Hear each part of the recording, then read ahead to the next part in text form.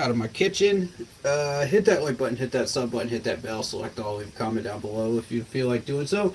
And don't forget to check out the Facebook group page. Keep pounding in all caps for in-game posts, polls, opinions, and reactions to NFL news, such as scheduling for the channel. And for the Yahoo Sports app, keep pounding Fantasy Football League. Alright, so I figured let's do some cooking. I got some chicken risotto on the stove. I got my white rice.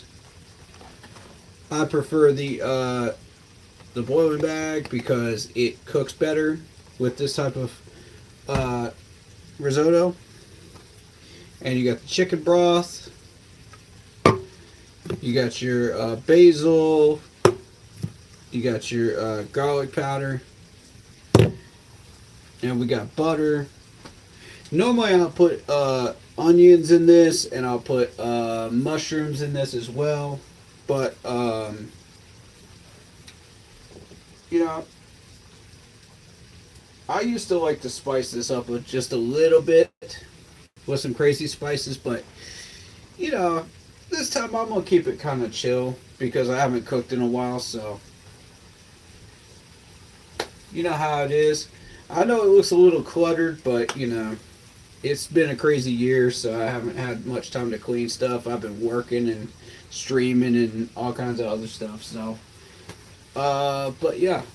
Welcome to my kitchen. Honestly, I love this frying pan. It is just amazing to work with. It's big. It accommodates a lot of space. So, you know,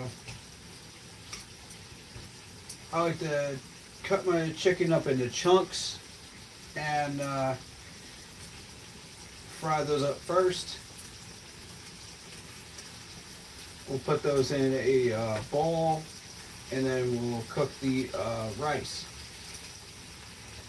and the seasonings with the rice. So, this is a really good stove. I've absolutely been able to cook a lot of good stuff in this frying pan and on this stove successfully for a number of years.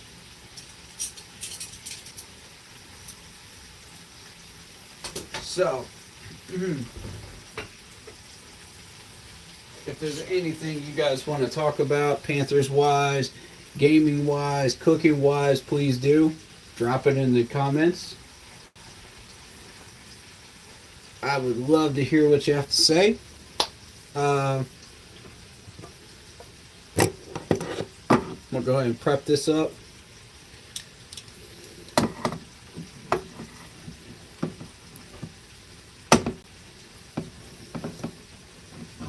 But yeah, I thought I had some good onions to use, but I didn't today, unfortunately. But that's alright. The onions usually soak up a lot of the flavor of the risotto that I'm making. And, you know, it works. It works out really, really well. But,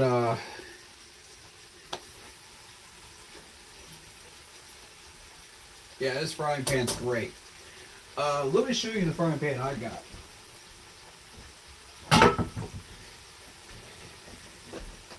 Now, most of you don't know, but Blue Diamond is a really, really good brand. It's non-stick, and it's amazing to work with. Yeah, I do need to do a little bit of scrubbing on it, but it's been a minute, you know, since I cooked in this, so I figured, you know, I'll be a little lazy. But I just wanted to show that to you. But yeah, that thing needs like a big deep scrub on it. But yeah, feel free to talk about Panther stuff, food stuff, gaming stuff, anything you want to in the comments. I'm happy to check comments and read them.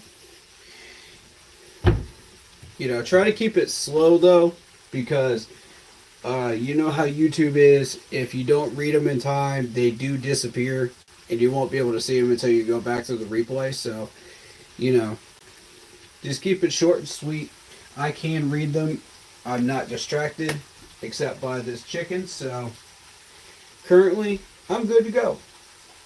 You know, get at me. What y'all want to talk about today? Making that risotto today. Yes, sir. Jared says, congrats to the Tigers on a playoff berth. Facts, man. Oh, it feels good. It feels good, dude. That last minute kick was crazy. And, you know I got to show off my Clemson gear, man. You know I got to show off that Clemson gear today. Yes, sir. It's a good day to be a Clemson Tiger. I heard SMU got in, which is cool. And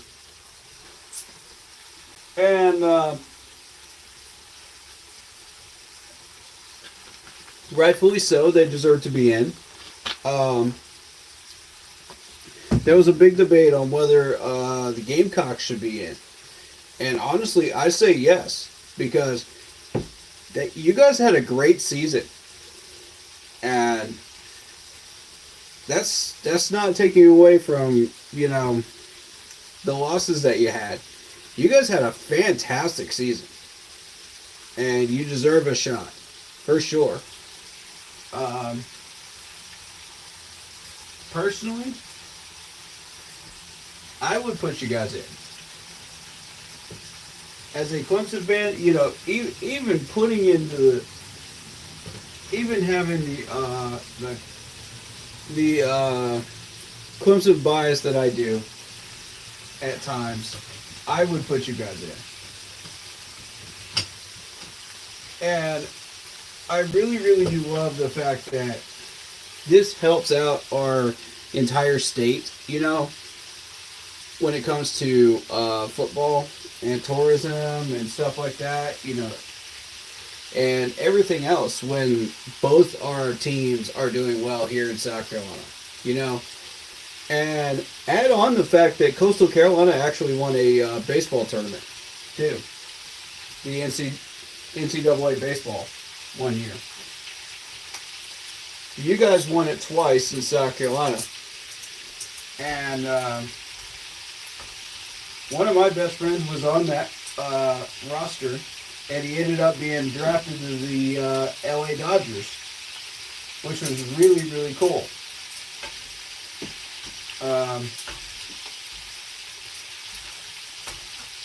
And I think shortly after we had scouts come in from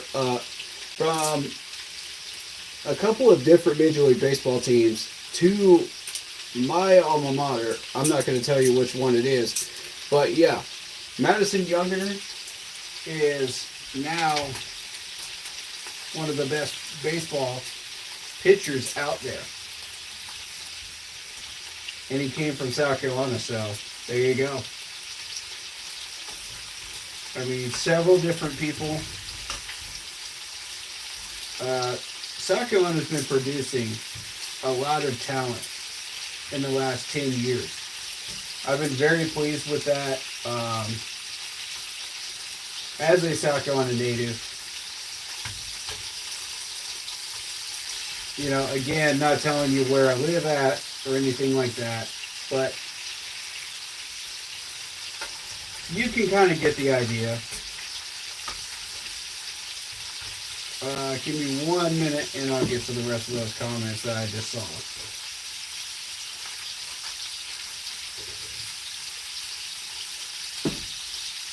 Pan's starting to heat up a little bit. Starting to get this chicken cooked a little bit here.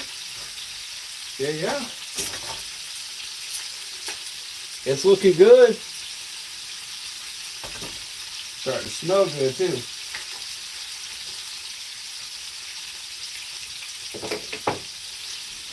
I need bowl. Chicken in. That'll work.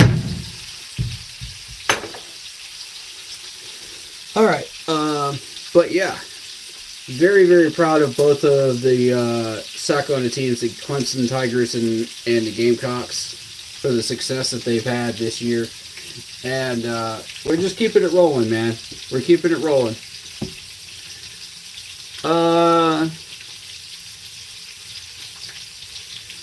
Just fell a little short, but the future is bright. Facts, man. Facts. And that's exactly what it is. You got to keep looking forward. And you got to say, you know, next year is going to be the year, right?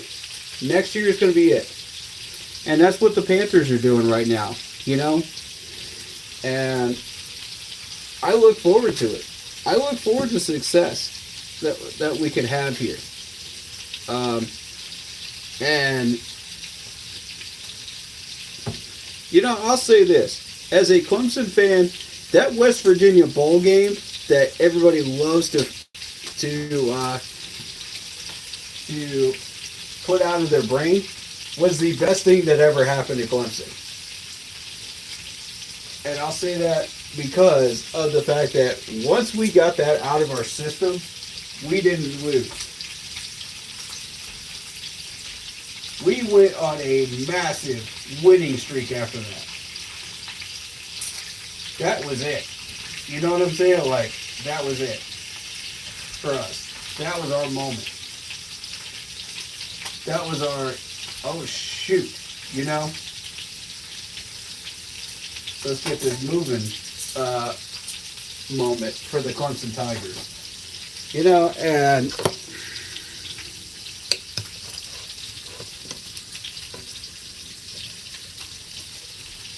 I'm not afraid to admit that.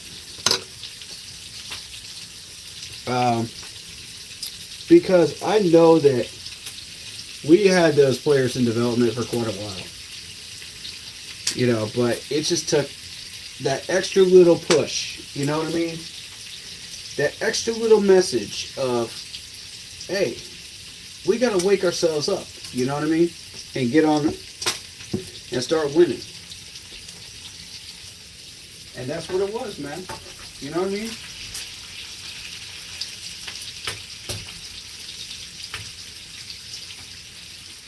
You guys will have that moment too in South Carolina.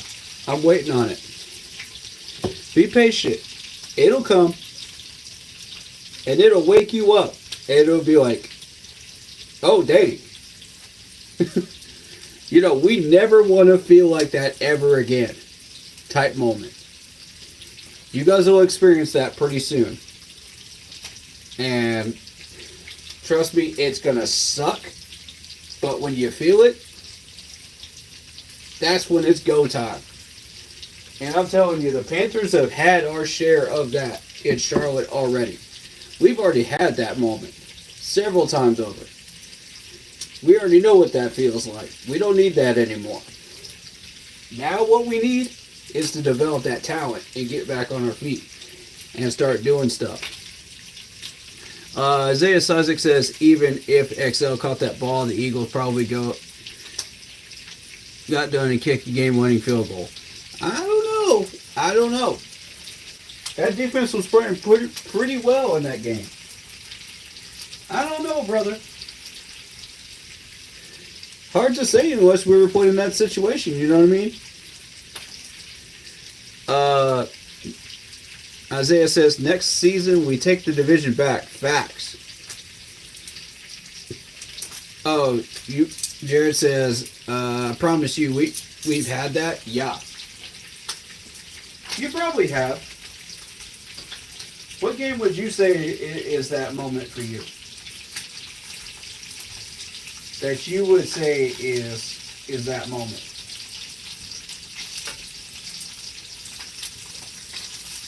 For the Gamecocks. Because for us, it was definitely that West Virginia bowl game. Because, oh my God.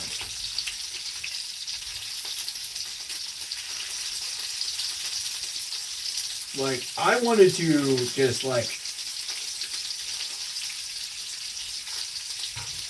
sit there and bawl. It was that bad. When I was watching it, I was just like, there is no way I can root for this team when they're playing like this. You know what I mean? Like, that's the type of feeling I got. And you'll have that moment if you haven't already. That was the worst thing I have ever experienced as a Clemson fan. Ever. There's Clemson fans that still have nightmares about that. I promise you. And they're just like, what did we do wrong? You know, to deserve that.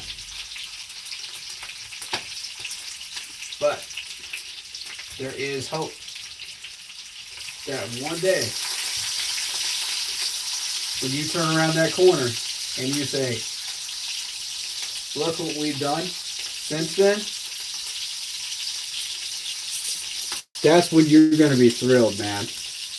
You're going to be happy as a fan, because now we have never really lost that many games. We have beaten pretty much every national power out there. And now we're getting our shot at Texas. And I am just absolutely thrilled as a Clemson fan. I want Texas. Bring them on. Bring them on. You know, I'm ready. I don't know about y'all, but I'm ready. There were games I wanted to headbutt my refrigerator. Oh, man. Yeah, I feel that one, buddy. Sam Darnold play out of his mind now that he is a real head coach. Yeah. That he has a real head coach coaching him. Yeah. That's true. And not only that, he's got a good quarterback coach now, too. Whoever's working with him is doing an excellent job and really, really trying to push him the extra mile, you know, to work on his mechanics and things of that nature. And it's making a big difference.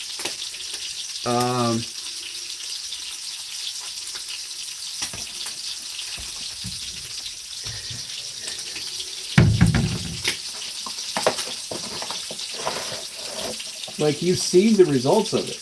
You know what I mean? Like, that's what's wild about it. When you put all that stuff together, I seasoned my chicken with basil and garlic powder. And I've also got chicken broth.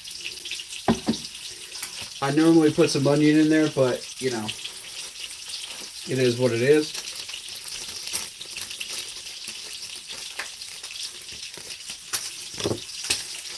So we got our rice ready to go. We got our chicken broth ready to go. Now we're just waiting on the last of this chicken.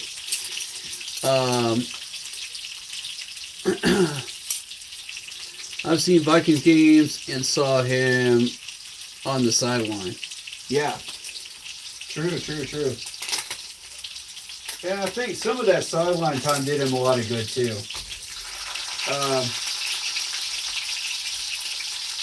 The main problem with him was he was just in the wrong place under the wrong coach, you know, for a number of years. And I'm just sitting there like, really? You know, why are we not doing anything about that? Why are we not fixing that problem? You know? And it continued on because he was seeing ghosts. We didn't fix the offensive line. The Jets didn't either. So, I mean, that didn't help him either when he was in New York. So, Now that he's finally got an offensive line with a GM that actually cares about the offensive line in Minnesota, it's working for him, man. You know, he's being given weapons, he's being given what he needs, and he's flourishing.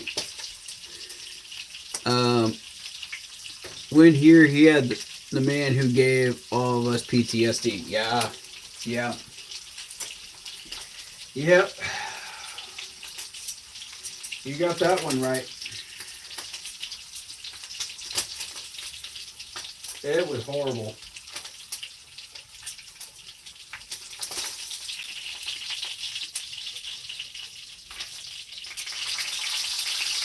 Every time you saw him drop back to try to throw the ball, you're just like, don't throw it, don't throw it, don't throw it. You know what I mean? Like, it was just terrifying every time he dropped back because you didn't know what Sam Darnold was going to do.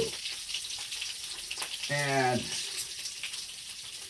I mean, when you don't have an offensive system in place and you don't know what you're doing, I mean, at some point you got to go, okay, why are we not changing this? You know? And we finally did. After several months of, oh God, you know, moments from Sam Darnold, you're going, uh-oh.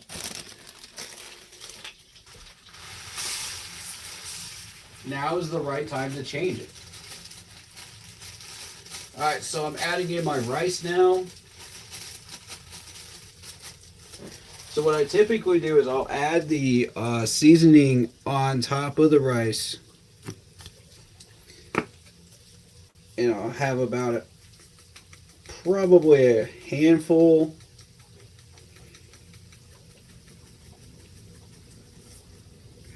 Good handful. Depends on how much you like garlic powder and basil. You know what I mean? About that much, pretty much. Good handful.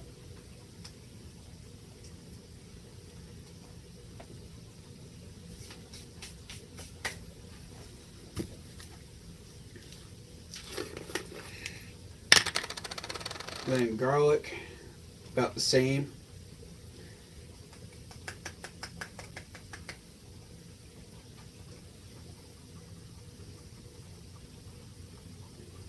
Some people use measuring cups. I use my hand because I prefer that. To each their own. Another handful of garlic powder. Sprinkle that on top.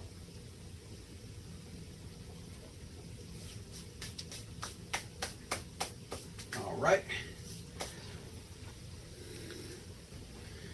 And where's my spoon? Stir that up.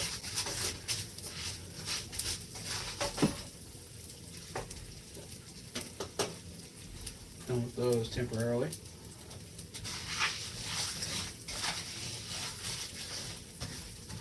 Alright, so this is where I'm going to be focused on stirring up the rice and making sure that it's cooking evenly.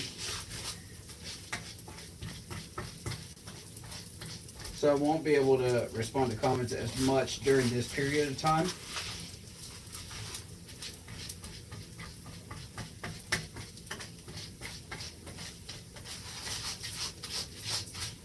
Alright, so it's good and mixed up now.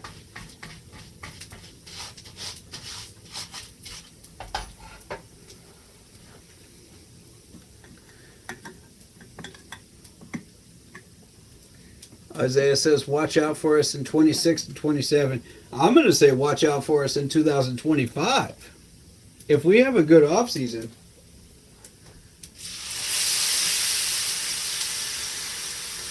You know, I'm saying watch out for us in 25.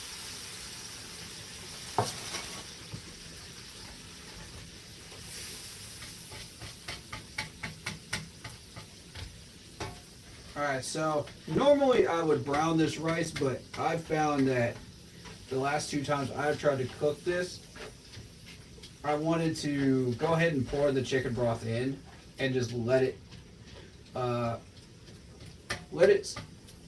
simmer in with the rice, so that way you get more flavor out of it.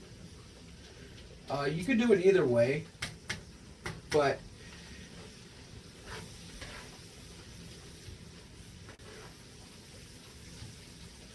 as it cooks, it'll preserve the flavor in the rice.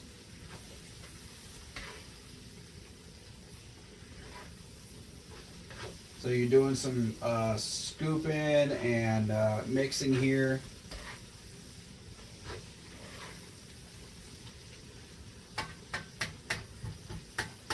But yeah, typically the goal is to get that flavor out of it.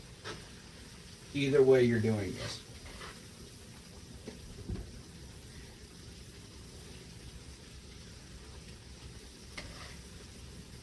My tabby cat just came into the kitchen, so.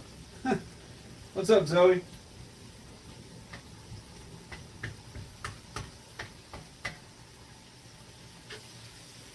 She's having fun running around the house right now.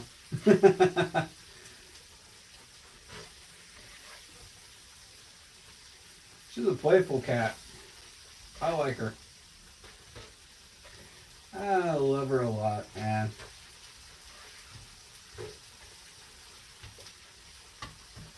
She's about 2 years old. Very sweet cat. Some of you have seen pictures of her, some of you haven't, but yeah, she's a sweetheart.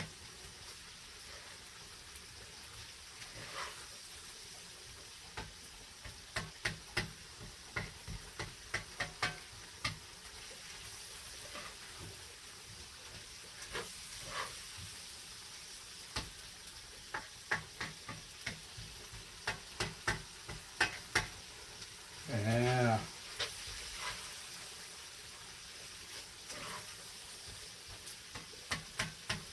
Rice is coming along nicely. I'll let that simmer for just a minute. Let's see. Jared says if you season the chicken right after it cooks, it absorbs it a lot more. True.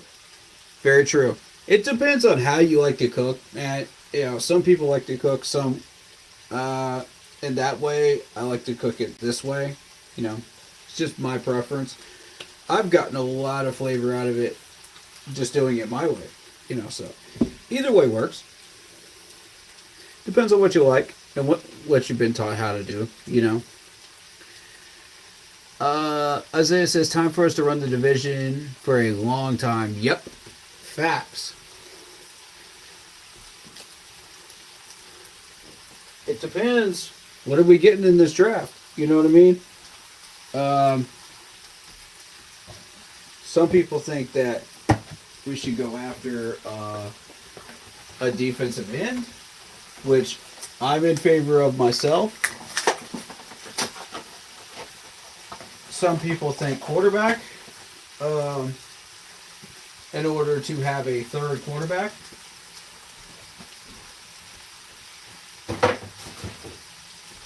Because at this point, a good chunk of people are in favor of Shedeur Sanders. Personally, I'm not. I don't think we need a new quarterback after what we saw Bryce do. And we just got praise from Andy Reid and Patrick Mahomes on Bryce. Yeah. I think if he continues to play like he is, I don't think there's any need for Bryce to go anywhere else.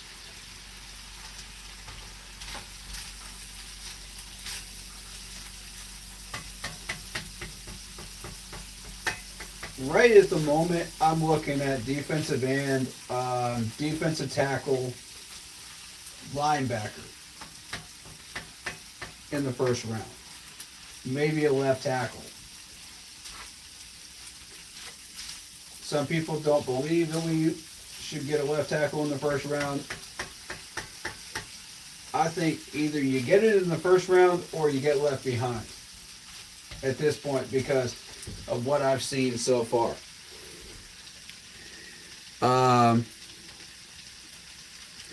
My crew has already looked at 5 different tackles, and we've already chosen our 3.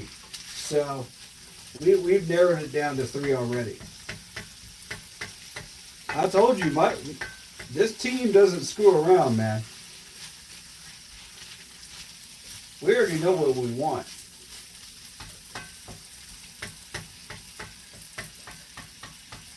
But I'm not going to tell you what those players' names are because I don't want them revealed too early. We get a lot of scouts coming through the channel, and I don't want to push names too early. Not during regular season, at least. You know, because I feel like the scouts are starting a little earlier this year than they normally would, based on what's out there and what's available.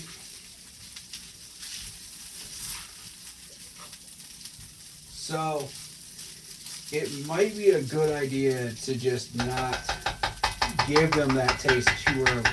You know what I mean? And you never know what scouts from other teams are going to be looking at it too, at what we're suggesting too. So who knows, man? You know, Isaiah says edge or maybe offensive tackle, not quarterback. I agree. Jared says Bryce has proven himself. I agree with that too. Yeah. He's playing well. And I feel like if we keep playing the way we are right now, eventually the dam is going to break. And we're going to get that win. You know? It's just a matter of time. And we did this against 3 playoff opponents. Think about that. 3 playoff opponents. We played like that. One of them was a Super Bowl defending champ, by the way. I mean, that's not a fluke. We just proved in the last 2 weeks this is not a fluke, what we did against the Chiefs. There's no way that's a fluke. The numbers reflect that.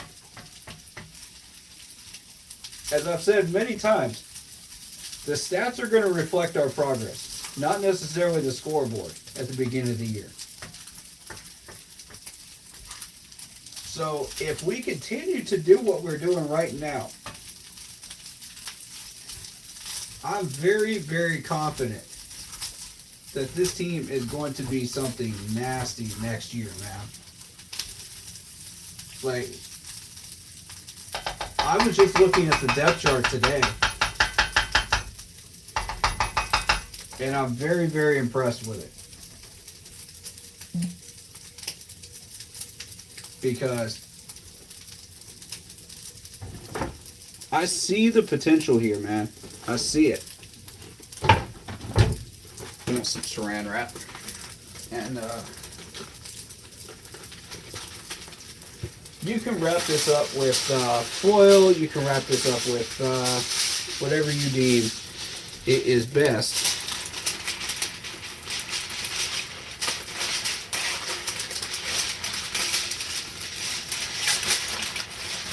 To let it simmer for about 10 to 15 minutes.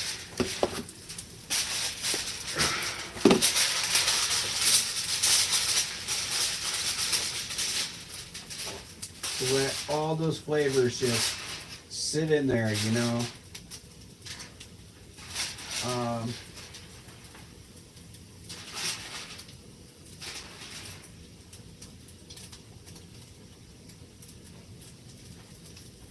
There we go. Let me kind of clean up a little.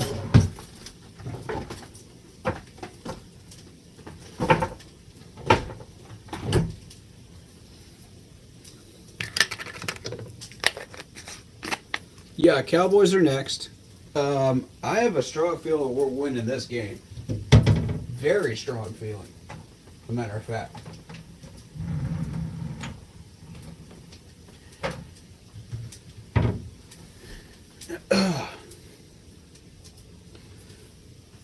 We should win by about 10.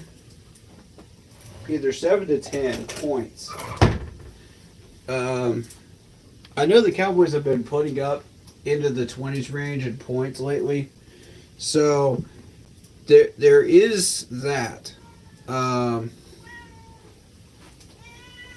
What's up? What's up? What you want? What you want? What you want, Zoe? You want some attention? Huh, what you want? You want some pets? Yeah.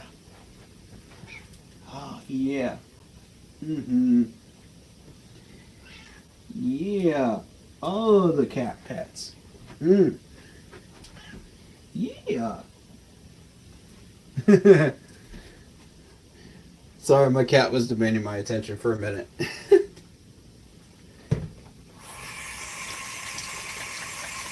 But, yeah. I feel like we are going to win by about 7 to 10 points against the Cowboys. I have a strong feeling about that. We have a lot of talent on this team. And we know what we're trying to do. We know what we want. And we know how to get there. You know, the question is always just going to be, okay, can we keep putting these wins to get these games together consistently? How long can we last doing this? You know, that's the question now. You know,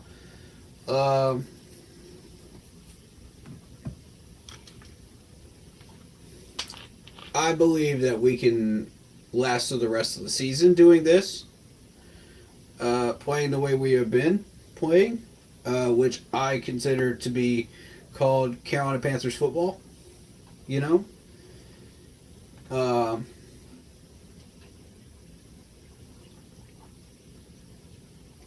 but I'll say this: the Eagles earned that victory. They earned it. We made them earn it. That's the biggest thing here.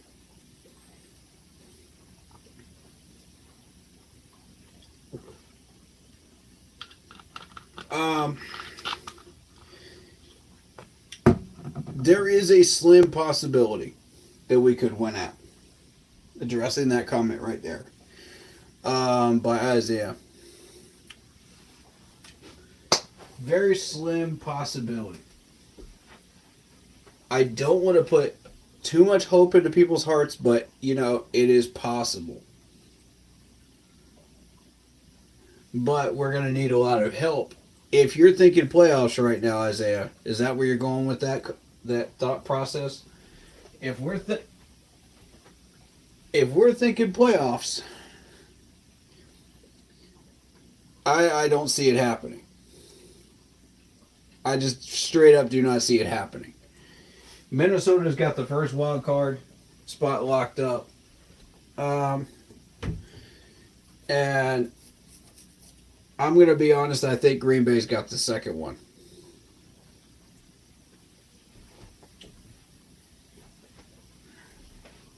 There should just be 2 or 3 wild card spots, right? 3? 3 is it now? I believe it's 3. If there's 3, I could see maybe Tampa Bay sneaking in there, but it'd be a tough stretch. Nah. It would be somebody from the West. Probably whoever doesn't win the division in the West. So it'll either be Seattle or it'll be Arizona. One of the two. And it looks like Seattle's taking a lead, you know, over the West. But the battle isn't over yet in the West. As this game recently showed us, Seattle now wants that division. So, my thought process is that Arizona will be the sneak-in wild card team, because of the record right now, and because of their schedule. But it's going to be tough, man. It's going to be tough. I think Atlanta's out. The Saints are out. We're definitely out. Um, Even if we win out, I think maybe we enter the conversation, but we're at the bottom of the bubble watch. You know what I mean? And you got to have a bare minimum of like 8 or 9 wins to be in the race. So I just don't see us getting there. Um, there was the one year where we actually had a terrible record and we won the division. We got in. But I mean, that was winning the division, though. That's the thing. Um, Isaiah says if we somehow got in, it would be taking the division, which won't happen. Facts. Yeah. Yeah, facts. I think as of right now, Tampa's got control of the division. But I could see. I could see that third wild card spot being a Western team for sure. Yeah, no doubt. Um, so the best thing we can do for ourselves is what we're already doing. Bucks lose out, Falcons lose out, Saints lose two, we win out is how we would win it. Yeah, not happening. We've been seeing the South balance each other out though, so that has happened. For several years now, but it's typically happened like towards the third quarter of the season, and you divide the season into 4 quarters, right? The third part of the season is where that typically would happen. Sometimes it'll happen at the second part of the season, but you never know before the trade deadline. But it rarely ever happens at the end. Somebody always takes control, and that's just been a thing that's been, I don't know. Everybody knows it's been happening for a number of years now. So the best thing we can do for ourselves is just do what we're already doing. Play the best ball that we could possibly play. Come up short, just short, and then take our draft pick, and go into 2025 offseason. Kill the offseason. And I mean, kill it. Get everything we need that we could possibly want. And then some. And then we'll be about 90% there to where we want to be. It'll only be like a few pieces that we still need to fix after that. And then it'll be injuries plus people on re-signing contracts, in the 2025 offseason after that happens. But I see the potential for fixing this team up to about 85 to 90% of where we want it to be after through this offseason. If we do things the correct way and we get the correct picks, I say double down on pass rusher. I think that's a smart move. We need one defensive tackle. We need a linebacker, preferably a coverage linebacker. That would be my preference because I think we've got enough run stoppers, whether we stick with the 3-4 or not. We've got enough of those. We need a coverage man. And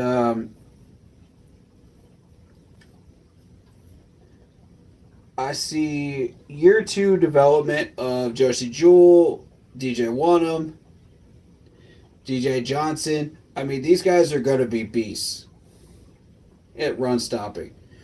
All we got to do is just get them developed.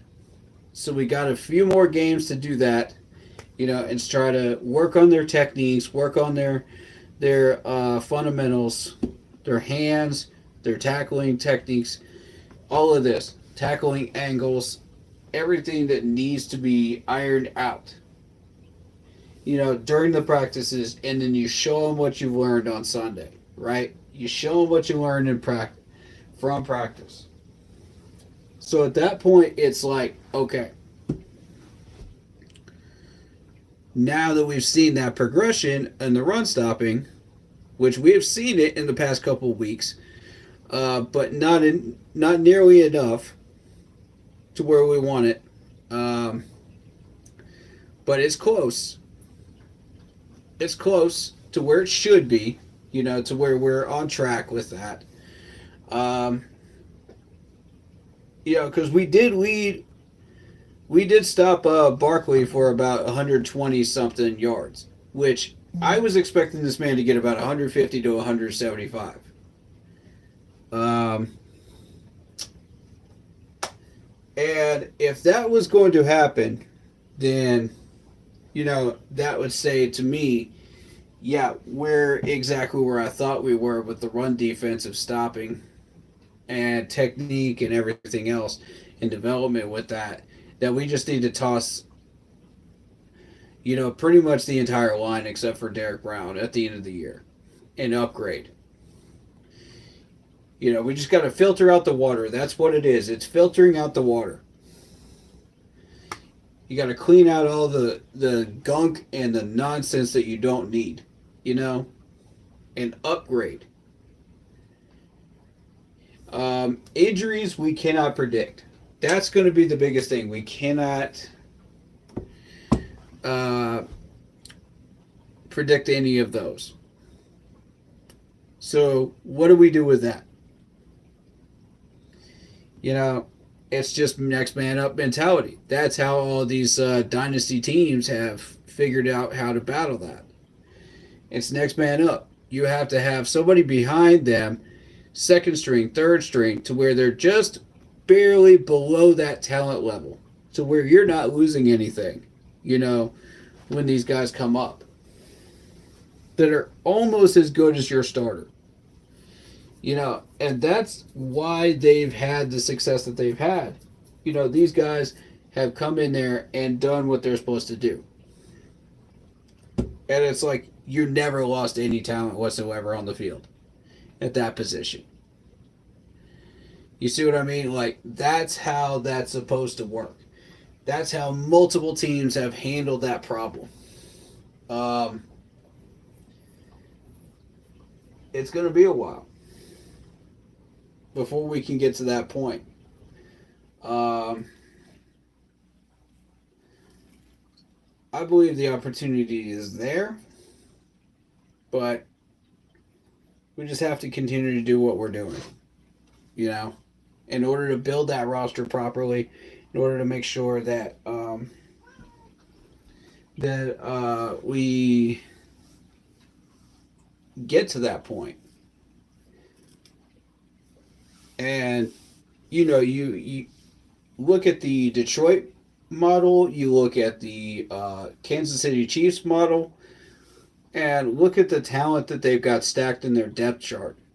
Like, yeah, you're going to have 1 or 2 years where it's just off years, and you're just going to have to reload the depth chart. And that's okay. And so you'll have years where you're just going 10 wins, 10 wins, 10 wins, and then you'll go down to about 9 wins, to reload, come back up next year, 10 wins, 10 wins, 10 wins. You know what I'm saying? That's where we need to get to. And that's where Detroit is right now. They have found a way to reload that chart, and they found ways to battle injuries with players. That's really how best to handle that.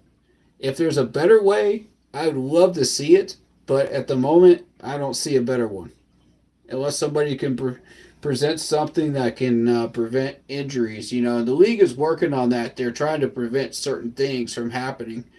They're starting to work on like the padding in the helmets, certain things like that. So there are things being done by the league. It's not just the franchises, that are saying, let's try to find a solution to this.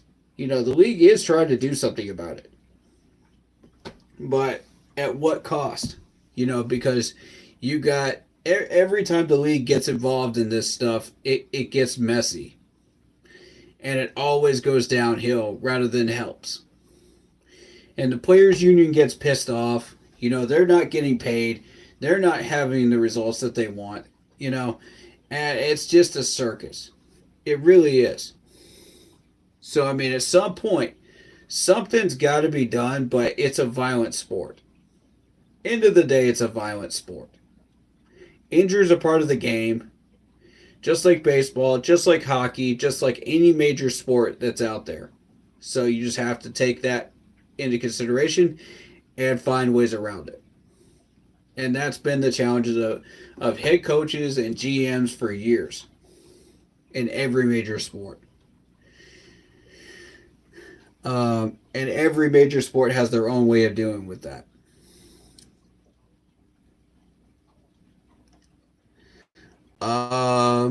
Isaiah says, I want the low pick.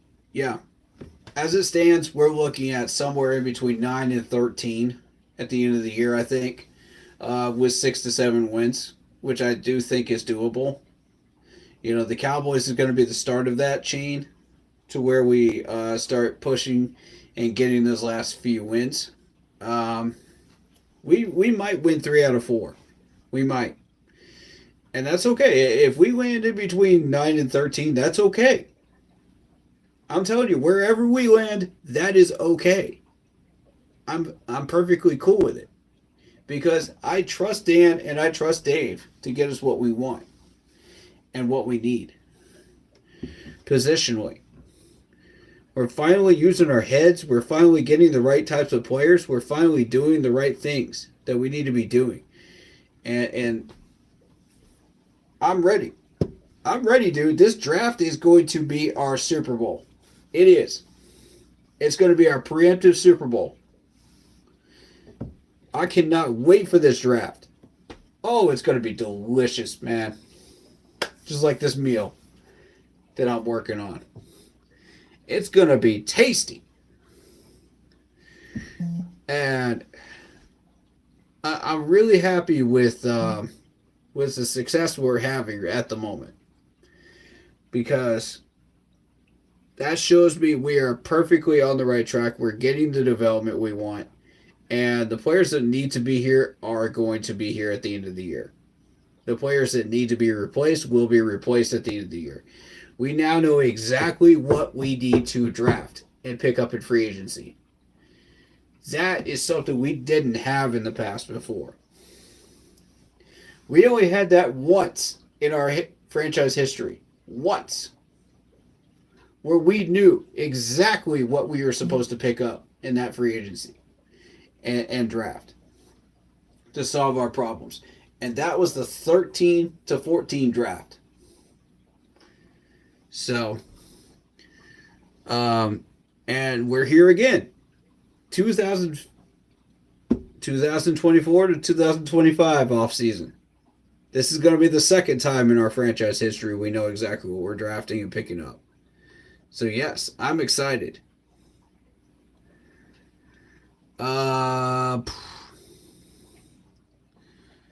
They have improved every season since Dan has been there. Exactly. Exactly. That's my point.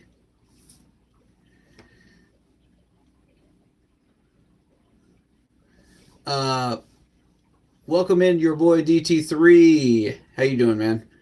What's up, Corey? Dallas just lost 27-20 to the Bengals. Ooh. You just lost to the Bengals? Wow, Dallas. What? Wow. I actually, if there's one game that's left on the Dallas schedule right now that they could actually win, it's that one. Because Cincinnati's been struggling. Let's be real, Cincinnati's been struggling. They have not been the same team that they started out as.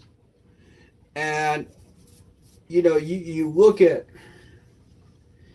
the potential that the Bengals have with T. Higgins and all the weapons that they have in Cincinnati, and it just hasn't been panning out.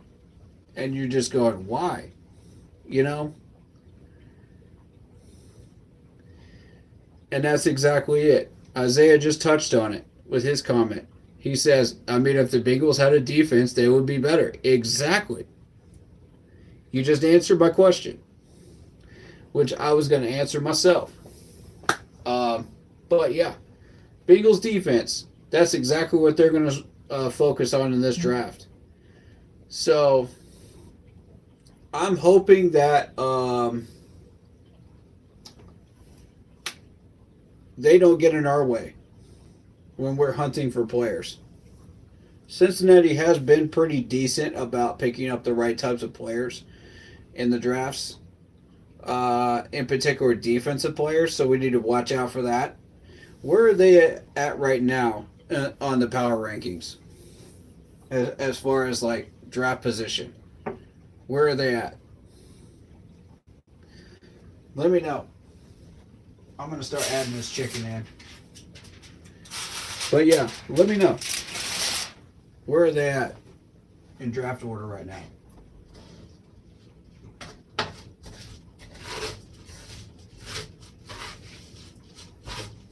I just don't want them interfering with us. That's the biggest thing. Let's throw that chicken in.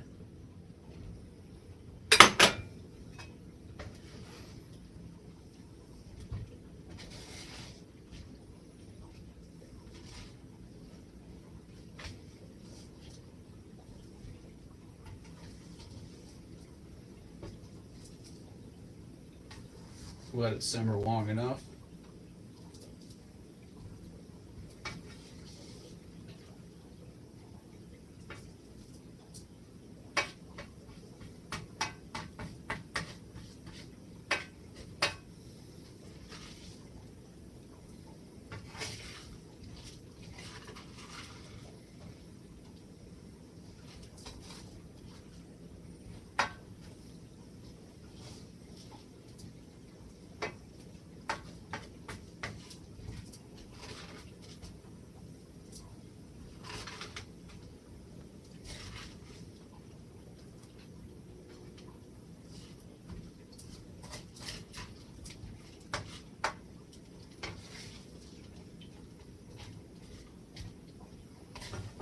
All right.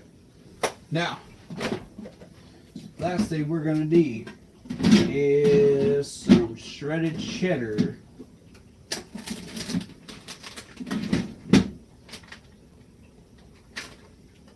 Let's see, that's the newest one, isn't it?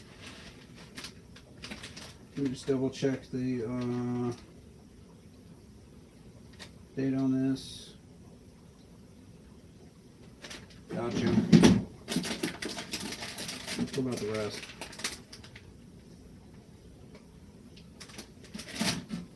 Gotcha. Okay. Yeah, this should still be good to use. It's pretty good.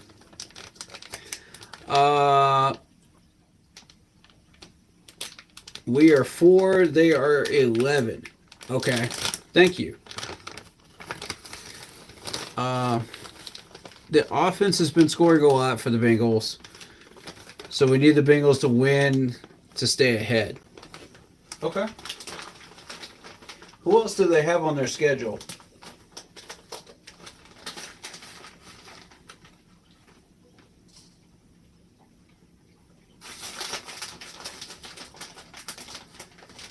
And by the way, with the shredded cheddar, you can be very, very generous with this and just have fun with it. Depending on how much you like cheese. Like me, I love cheese. I'm gonna have fun with this, man.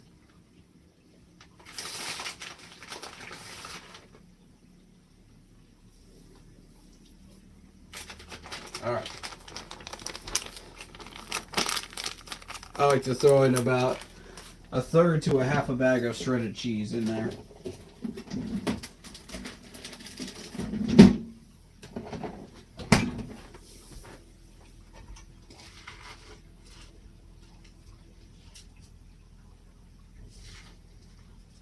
Then you're going to melt that cheese in there by stirring it up over a light flame.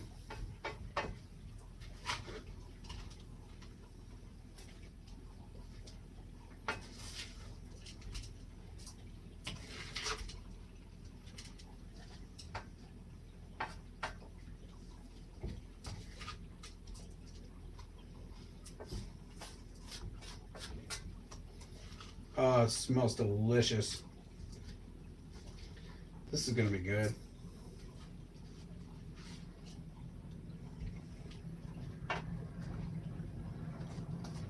You want to lightly cover your chicken, you know.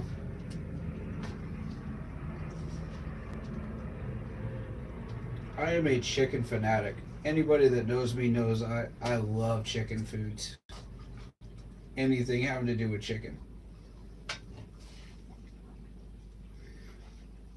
I don't know what it is, man, but I've been on a chicken kick. You know what I mean? We're gonna give that another minute to melt in there. All right. Titans, Browns, Broncos, and Steelers. All right. The Bengals will beat the Titans. They will beat the Browns. The Broncos they'll probably lose to. And the Steelers, that's a 50-50 toss-up. It depends on what the Steelers look like at that time.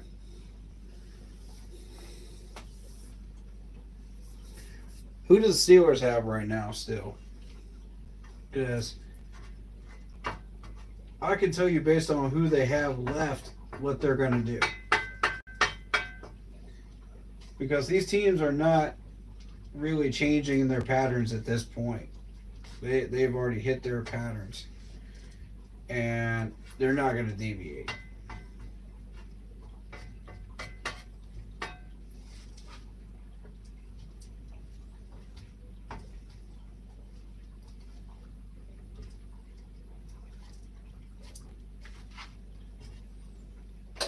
Alrighty.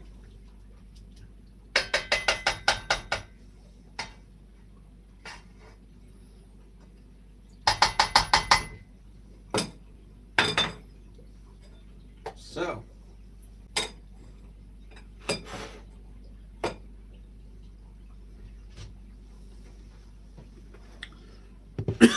you guys ready to see the results of what this delicious meal looks like now?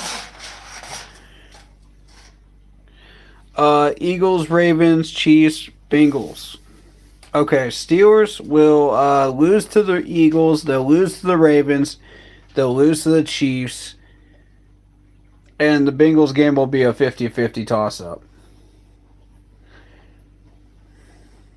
That's how I'm feeling about that. You guys ready to see the food results? Let's go, baby.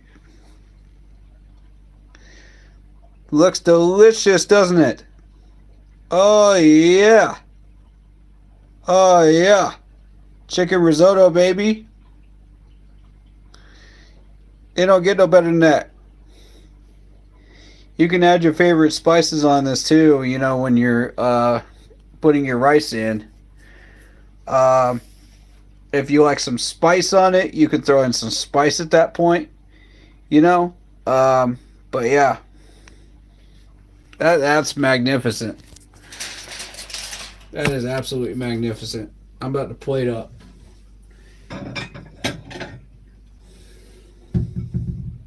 I got these very nice square plates here.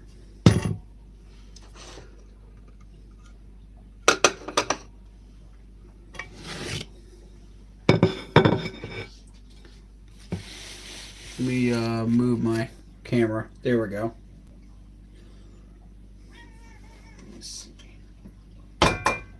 Yeah, I'll just play it up over here. That's what I'll do. All right.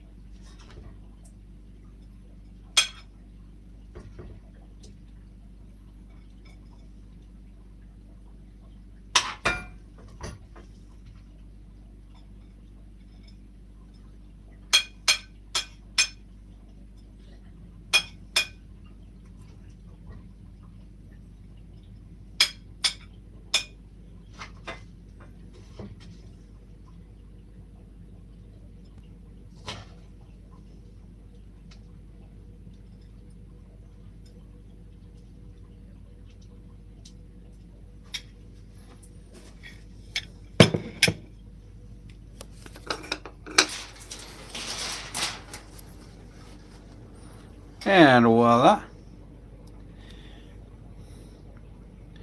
If you like to put some greens on it, and make it look, presentable, it's quite all right if you want to do that. Personally, I don't like to do that. I think it's just a waste of time, but, that's just me.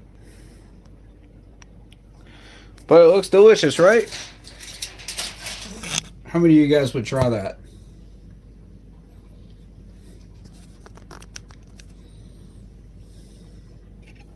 Alright, so yeah, feel free to go ahead and throw in your comments and stuff like that while I'm in here.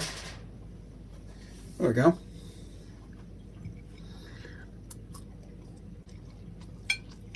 Mmm. Magnificent.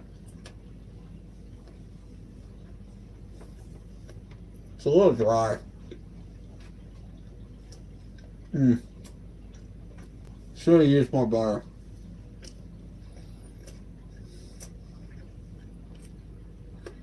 Mmm.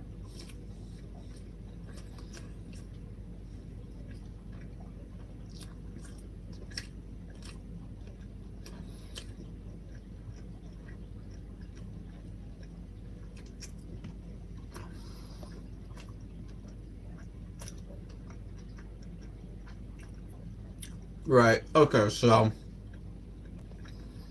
Pittsburgh schedule.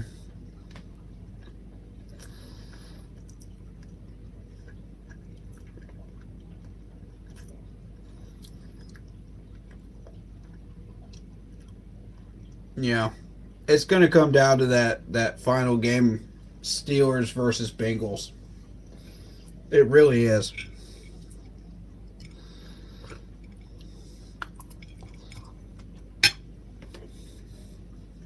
I don't know who's winning. I don't know.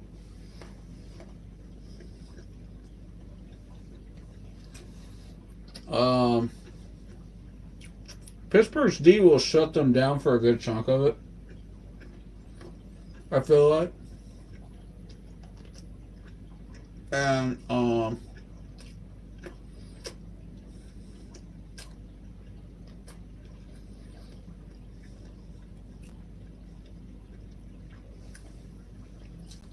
you're also going to be dealing with the referee calls and whatnot like that too. So there's a lot that could go on. It could happen with that.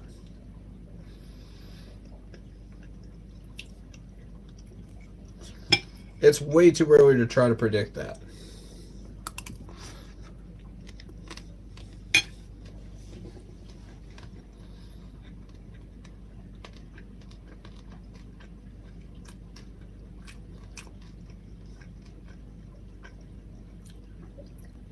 Mm. Yeah, it's dry. So.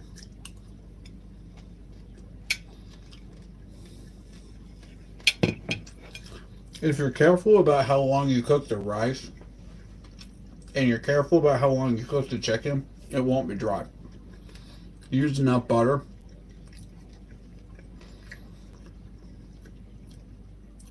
I'd say use about 3/4 of a stick of butter, maybe 4/5. Shouldn't run into that problem. Um, it depends on how fast your stove cooks the food too.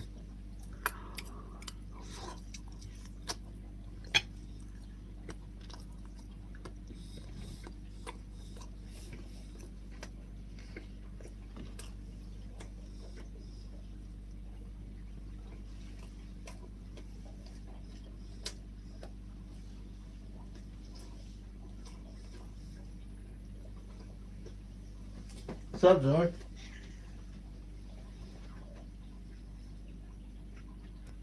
What, you curious to see how that works? I wouldn't be.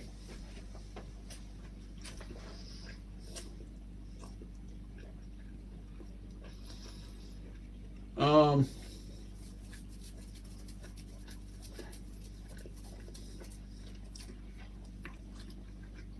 One thing I did want to bring up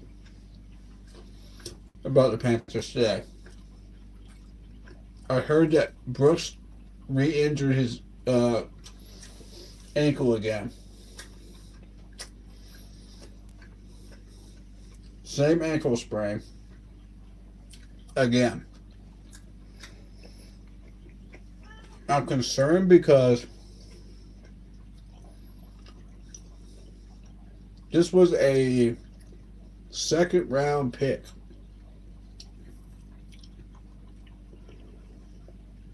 And at the time, I said, I don't think we need a running back. I'm going to be honest. We were debating on whether Miles Sanders was going to return back to form, that he was doing in Philadelphia, or whether he was going to not succeed, And it turns out he is playing like he was in Philadelphia. So now we have a good problem to have. Because the choice is simple. We have to re-sign Miles Sanders for one more year. I don't think we have much choice.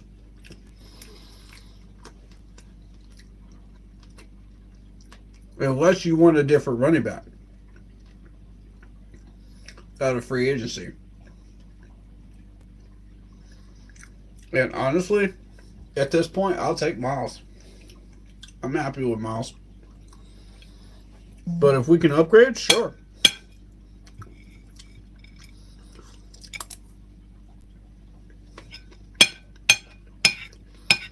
But it would have to be the same amount of money.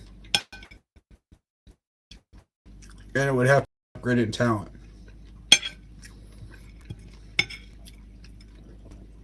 So, with that being said, who do y'all have in mind?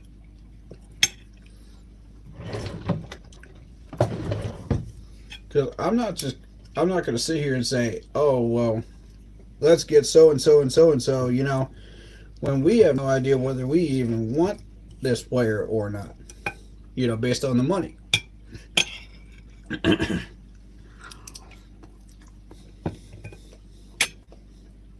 If they're asking for too much, if we could save some money in the process, okay, sure.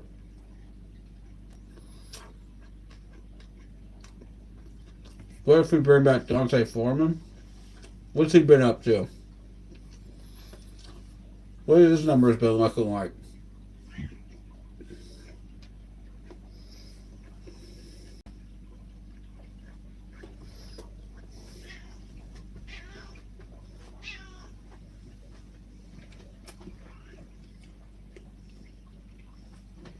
So you have food. Eat that.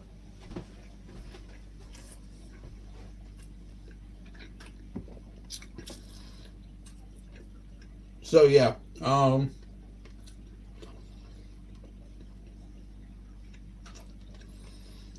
don't know what Dante Foreman's number has been looking like right now. I can't exactly look him up at the moment. So let me know. What's he been doing this year? Let's just start with this year. What's he been up to this year? And then we'll go from there.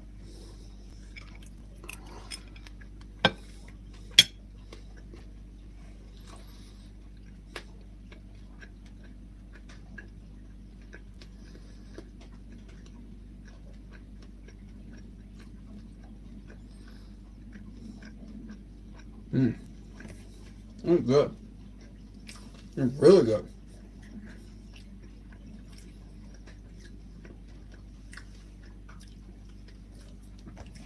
I think I might try to do these cooking streams about once a week.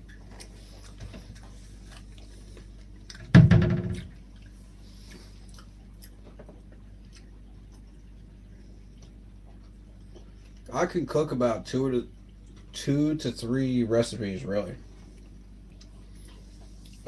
Currently, I'd have to look some more up though if I wanted to do more. But you know, it's enough to have leftovers and stuff like that. You know, for a day.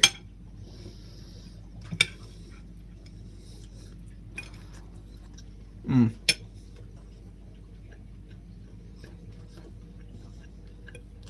But yeah, let me know about Dante Foreman.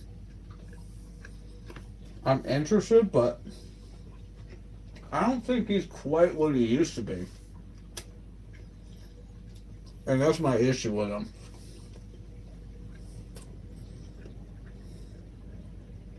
Never mind, he's already with the Browns. Alright.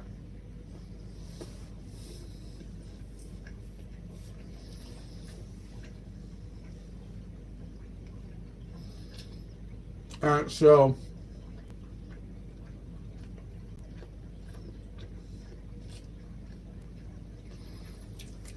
we need to upgrade tight end.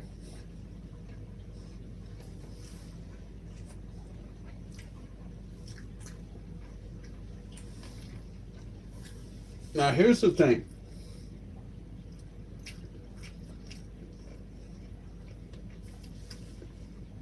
We had an excellent shot at Zach Ertz when he showed up on the free agent list. And I heavily pushed for Zach Ertz once I found out he was on that list. Because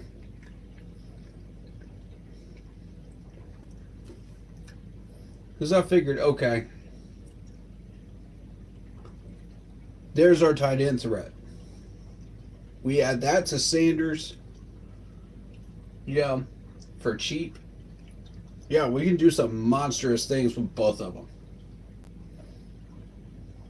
And then add Tommy Tremble as the third one. You know, as kind of a blocking tight end. Yeah. We got something. You know? Zach Ertz, Brooks. No, I mean, Zach Ertz, Sanders, and Tommy Tremble would be an excellent tight end room. I would definitely grade that an A tight end room. Of course, you're never going to reach A plus, which was Greg Olsen. But you can come dangerously close. You know what I'm saying? That's a nasty tight end room.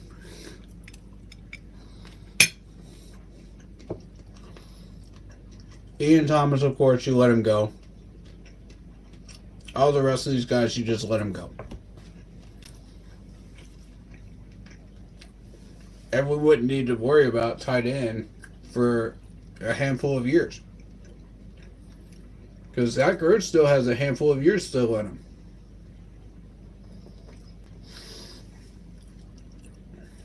He's one of the last few of the nasty tight ends of that class.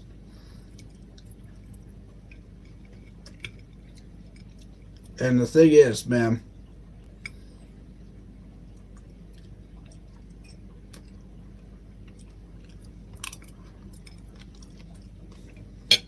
Then you're going to be looking at the B plus tight ends that are out there now. So that's the newer generation. And while they're really good, don't get me wrong, they're really good. Hey, Zoe. You know, they're never going to be that A plus grade tight end room. You know? Like when you had Gronkowski, you had Greg Olsen, you had Antonio Gates, those types of tight ends. That type of era is gone.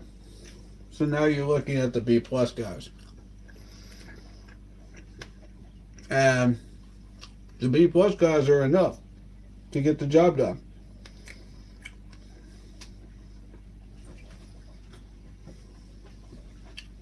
So go eat your brown pebbles. They're in your bowl for a reason.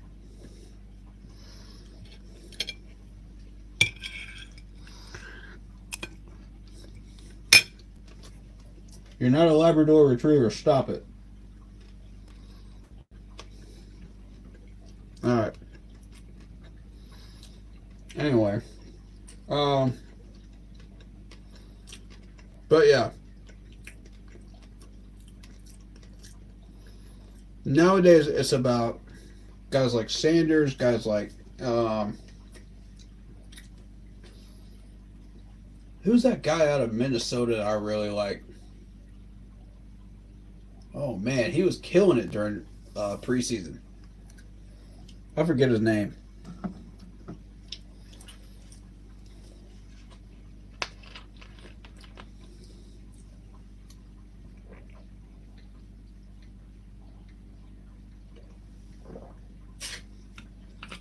But yeah, I was working at the time, making deliveries and stuff, and they happened to show him with the Vikings in a preseason game that particular day. And the guy scored. It is a big, big Minnesota tight end too. I cannot remember his name. Even if I looked at and saw the names, I still would not remember his name. But the dude looked like a beast. I mean, big tight end too. Beastly tight end. I was like, that's the type we need in this draft. And we got Sanders. And I'm telling you, we won on that one. 100% we won. Because nobody else is even able to get him now. That's the best tight end in the draft.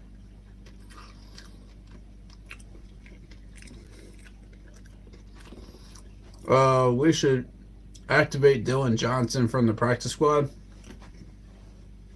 That's a fair point. That's a fair point. Thank you, Joel Velasco. You're exactly right. I forgot about him. Yes. Because Blackshear is just primarily a return man. That's all he does. So you're exactly right, Joel. Good thinking. Good comment. I like that. That is, wow. Mm.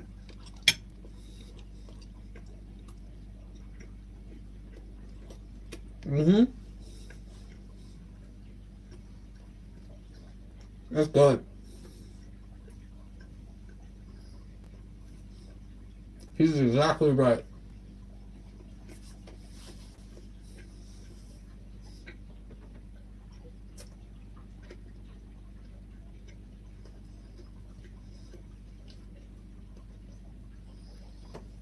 It gives us a chance to check Dylan out.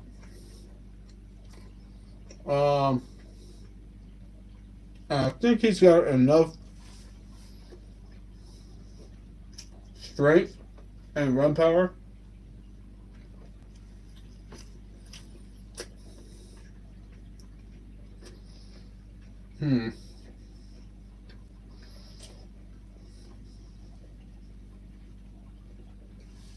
Excuse me while I chew.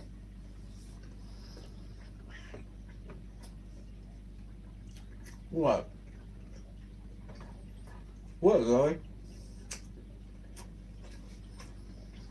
What? What?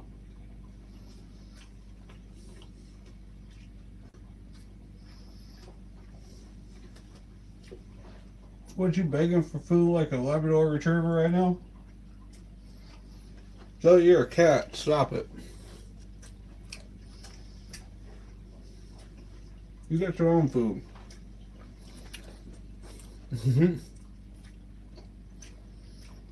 She got them cat eyes, I'm telling you.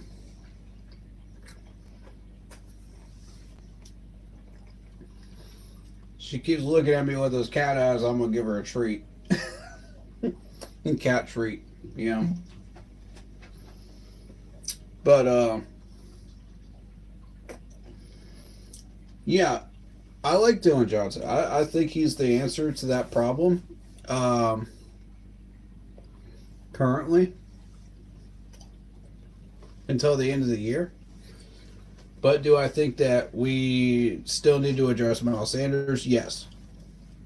End of the year. Either we stick Miles Sanders or we upgrade it on Miles Sanders. And if we upgrade on Miles Sanders, then it needs to be somebody of equal or better talent for a fair price. I'm concerned with Dylan Johnson's speed. I didn't get a good enough look at him, to see if he's got the speed or not. But he's definitely got the elusiveness. He's definitely got the strength and run power to hit the gaps. Like what you're looking for.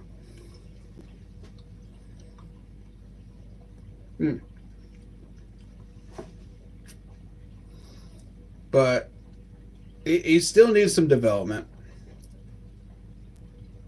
He's a little raw, but I like him. Good suggestion, Joel. I like that.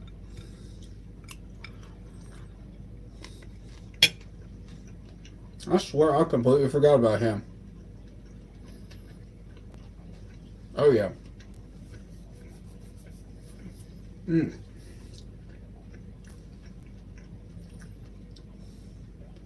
So, with this Dallas game coming up, I've had a chance to look at the Dallas depth chart for a minute or two. I don't want to get into too many details because that's for the preview stream. But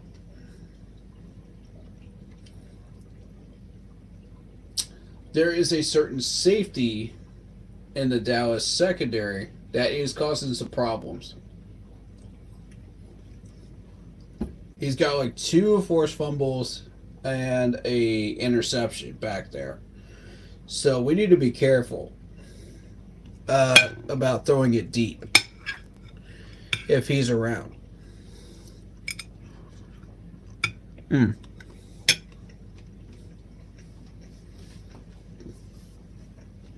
I think short and medium, we stick to that for now. And we should be safe.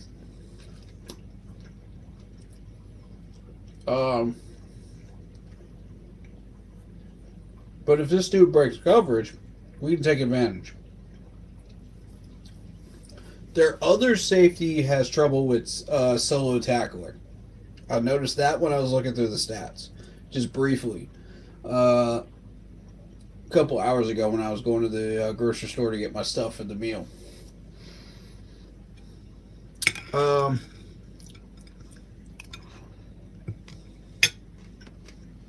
So there is a way we can take advantage of that.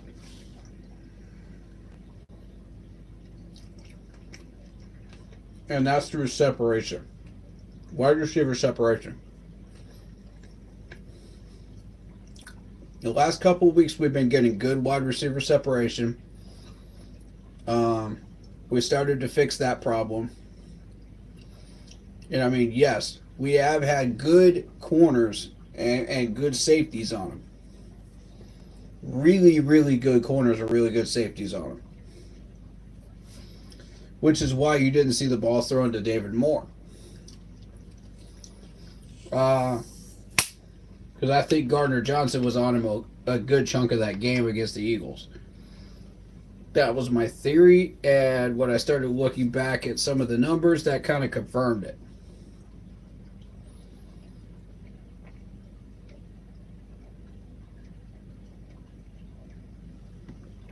So here's my question here.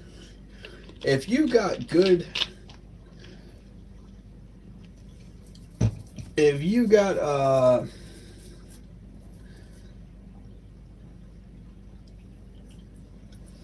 Gardner Johnson focusing on David Moore, could this dude be potentially more than we think he is? Does he have more talent than we think he has? Are we utilizing him enough? So that kind of raised that question for me today. I don't know about you guys, but it raised that question for me.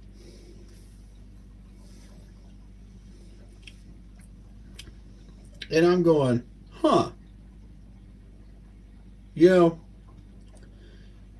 who do we have guarding him against the Chiefs? Which corner and which safety were guarding him during the Chiefs game?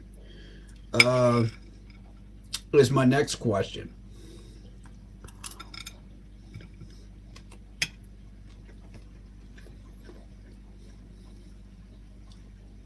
Because if they potentially put their best corner and their best safety on David Moore, could we have a new candidate in the race for the number one wide receiver spot? Is it possible? I might be wilding, y'all. I might be wilding. But I'm just saying this is things that I've observed.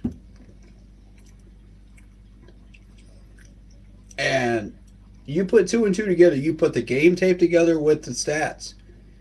And the stats don't lie. Neither does the game tape. Because that stuff is on tape forever.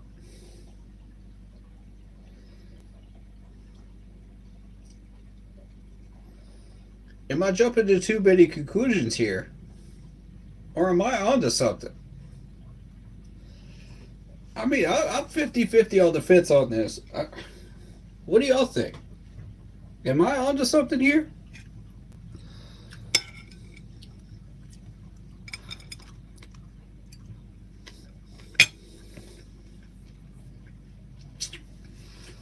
Because I'm telling you, I got an eye for this stuff. So you never know. Right? You never know. At this point, I'm thinking, let's watch another 2 games and let's just see what happens. You know? Let's see who gets matched up on them.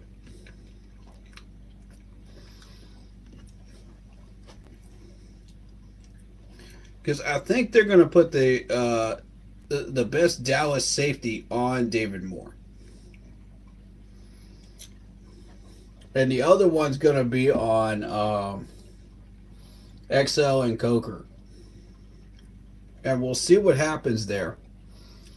Because if that's what they're planning on doing, that means David Moore's got a little bit more talent than we think he does.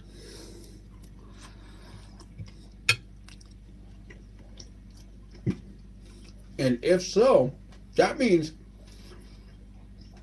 XL and Coker are going to be open. Keep your eyes peeled, folks. I got a feeling. I got a funny feeling about this. You know? Maybe I'm wild in here, man. Maybe I am. But I see something. I see something with David Moore. I want to know what y'all think. Am I tripping here or am I on to something? What do y'all think? Let me know. Is this dude a legitimate number one candidate? Or borderline number one candidate? Hmm. I mean, the Dallas game isn't really going to teach us that much. The Tampa Bay game will. So, I mean, we've had, what, 3 weeks now of games that have taught us what we need to know about this team. And now you're going to face a Dallas team that is weak um, defensively. So this is an opportunity to just cash in offensively, and the only thing is you're really going to learn about this team against Dallas is uh, did we work on our tackling? Did we work on the fundamentals? Did we fix the little things that we needed to fix? Um, how are we doing defensively? That's um, that's where I think the growth and development comes in against Dallas. I mean, I could be wrong here. Maybe we still have some work on the wide receiver separation we need to do, but right now I'm thinking that's where we're at.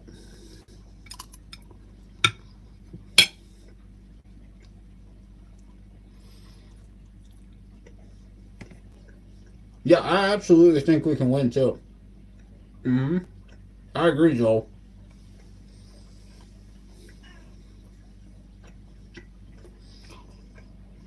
I'm 100% on board with calling a win here. I did so at the beginning of the year. Once I started to see Dallas falling down the rabbit hole. And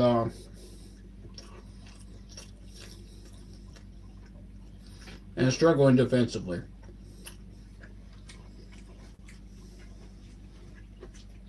You go? Yeah? You good? Hmm? Did you get him? Good girl. Mm-hmm. Good girl. Mm. But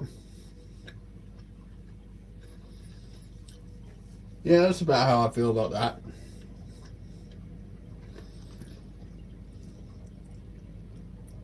I think if we can limit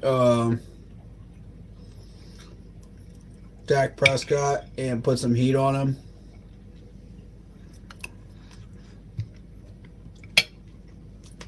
yeah, I think we're gonna have a great day. Mm. Now, if our pass rush struggles, we're gonna have a mid-tier day.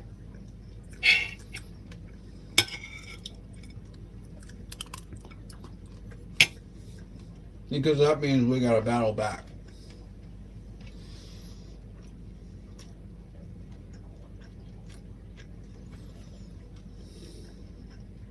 But we put that heat on Dak early. Watch what happens. Mm. Mm-hmm.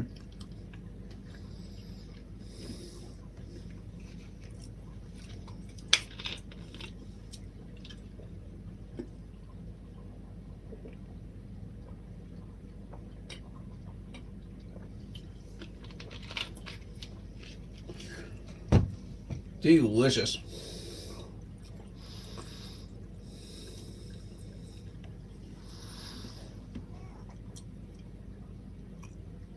Joel says we brought the fight to the Chiefs and the Eagles, and everybody thought we will get blown out in these games. Facts.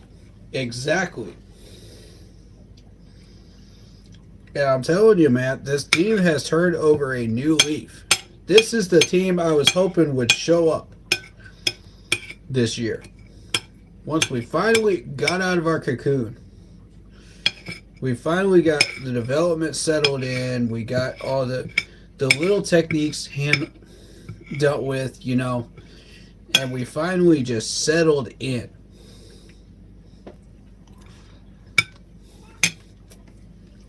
Once we got the offensive line fixed, we found the right combo. And it turns out we had it in-house. Go figure. Hey, anything's possible, man. We started fixing the wide receiver separation at that point. And we said Bryce will take care of himself. Work on his footwork. Boom. That's when you start to see this man develop some confidence. Step up in the pocket because he trusts his line. Starting to hit targets. Boom, boom, boom, boom, boom. Down the field. Quick release. 2.02 seconds.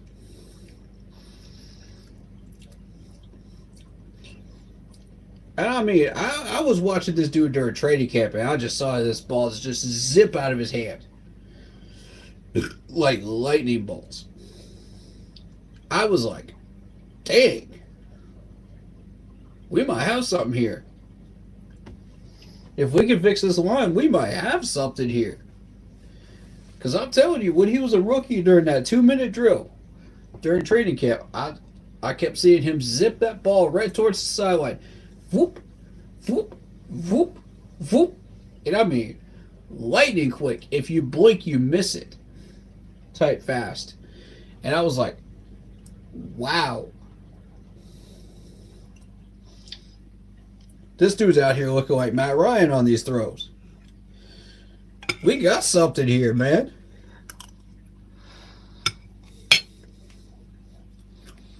Y'all are finally starting to see what I've seen in training camp. Y'all are finally starting to see these throws I've been talking about. I've been seeing them in both years of training camp. And I'm like, whoa.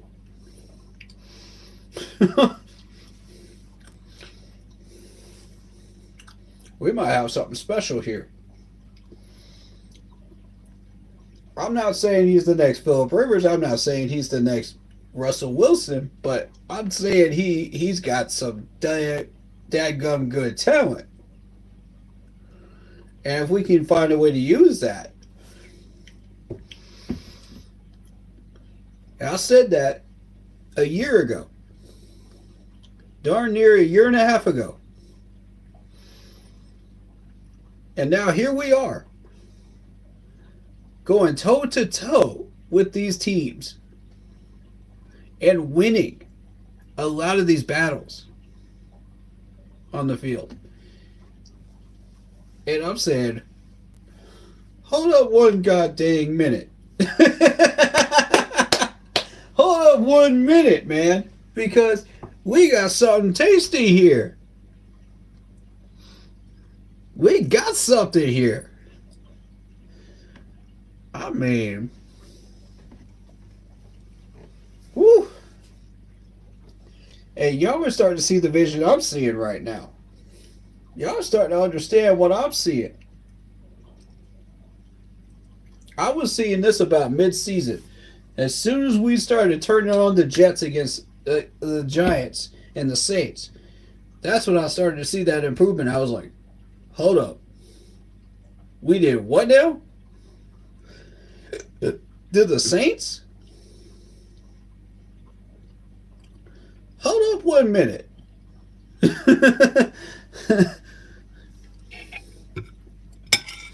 Let me back that up. Let me see what's going on here. Because this is not the same team I thought this was. And when we played the Giants and we played the Saints, I said, okay, we're on track.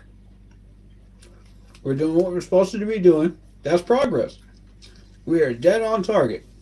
We're right where they expected us to be. If you would have told me we would have gone toe to toe with the Chiefs, the way we did in several different battles in that game, I would have said, bro, what are we doing here?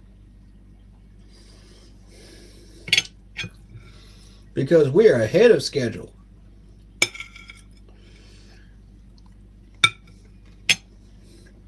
And with the talent we have, I don't see how we're doing this. I don't know how we're doing it, but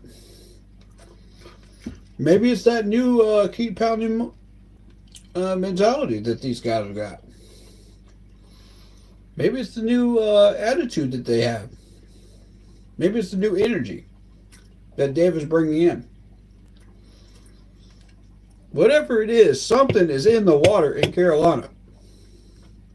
And I like it.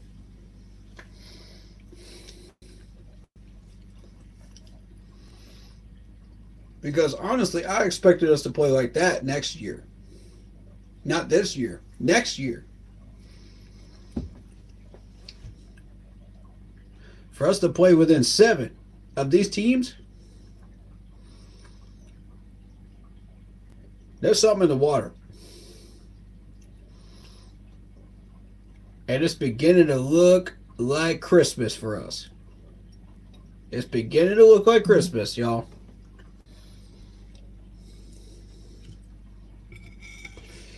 I want to believe that this talent, when added to next year, will turn into something very, very explosive. I want to believe that. But I need the Panthers to show me.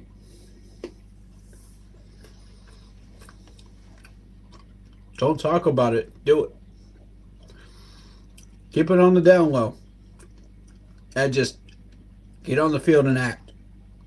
That's what I need to see. Don't hype them up. Don't waste no time hyping them up. I don't need no hype. We don't need no hype. Bump the hype. The team itself will be the hype.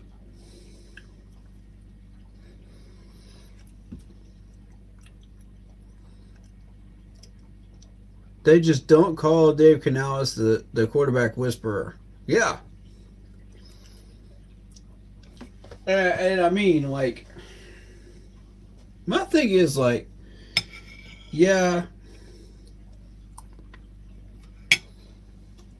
he did improve Bryce Young's performance. He did improve Sam Darnold's performance. He did improve Baker Mayfield's performance. All 3 of them were Carolina Panthers, or are Carolina Panthers, at some point or another. Think about that. This man was born to coach this team. He was meant to. There's no question about it. He was meant to coach this team when he has gone through 3 different Panthers quarterbacks.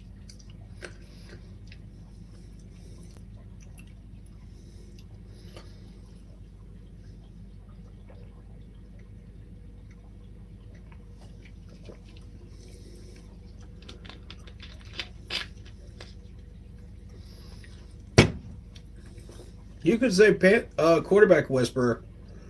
I'm saying Panthers quarterback whisperer. That's what I'm saying.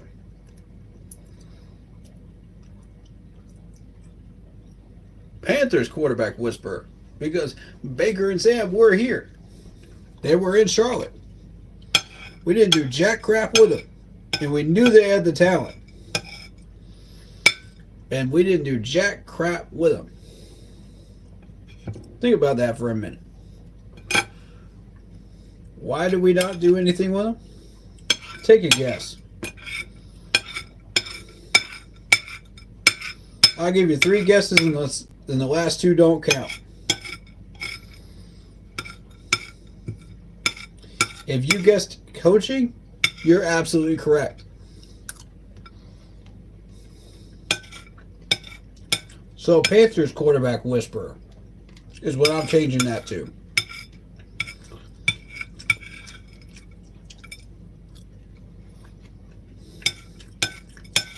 Now, Sam Darnold, I didn't want. I'm going to be real with you. I did not want Sam Darnold. Because I thought, okay,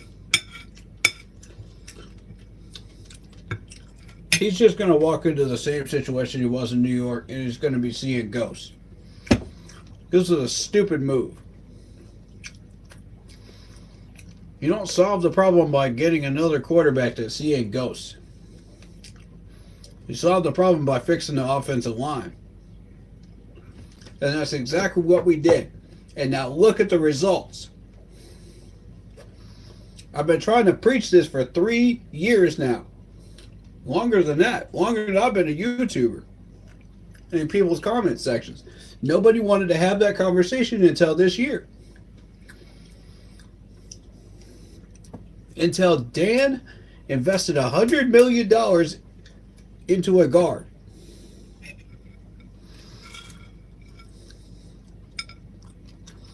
Then y'all wanted to have that conversation about Icky. Now, once we've seen the problems of Icky, now you cannot ignore them. They are blatant. They are obvious.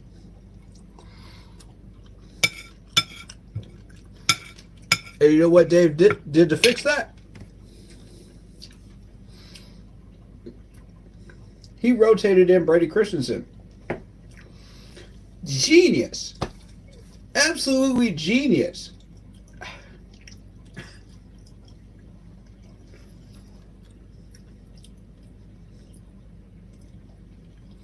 Dave, I don't know how you did it.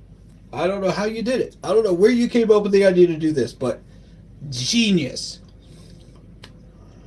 Absolutely genius.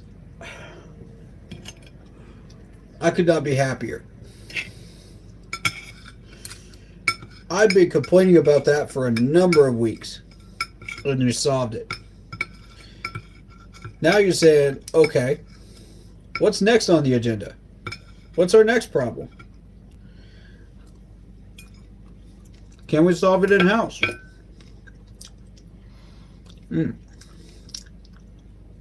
Spoon looking good. What's our next problem? Okay, our next problem is wide receiver separation. Solved it. Next problem, playbook. Solved it. Next problem, Bryce's confidence. Solved it. He's going down the list, folks. And he's checking it twice. He's like Santa Claus right now. He's checking it twice. I'm like, woo. That's my coach. That's my coach right there, man. That's a coach I can believe in right there. That's a coach I can put my full faith in. When I start seeing stuff like that, defense is one of our problems. All right. What could we do to solve it? Guess what? We had 0 pass rush. What did we do to solve that? Go ask Dave. Because he solved it. Next. At this point, Dave is just saying, next please. What's next on the agenda? What can we solve in-house? What's next? And I love it. I love it, man. Dave, you're on fire, bro. Like, this is... He's on fire for all the right reasons.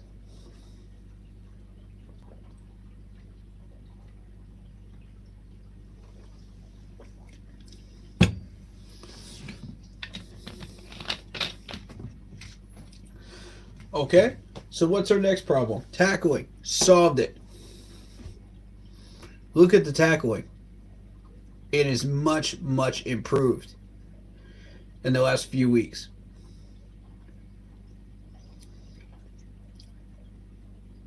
Now we got to work on that run defense. Our corners are doing their job. So now it falls upon run defense. There's our main Achilles heel right now. It's blatantly obvious. Everybody's figured it out, including our own management. They know it's a problem. They can't do much about it until the end of the year. And I think I found the solution to that. And that's finding solo tacklers. So, okay. We go into the offseason.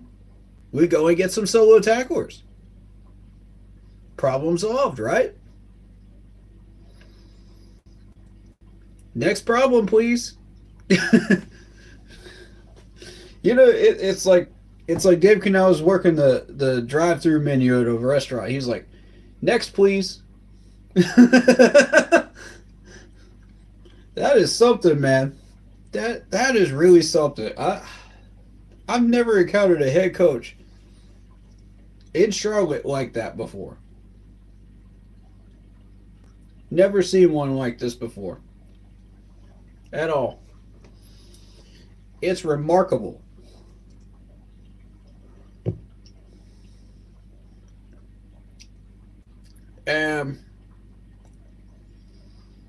I'm willing to go all in on this.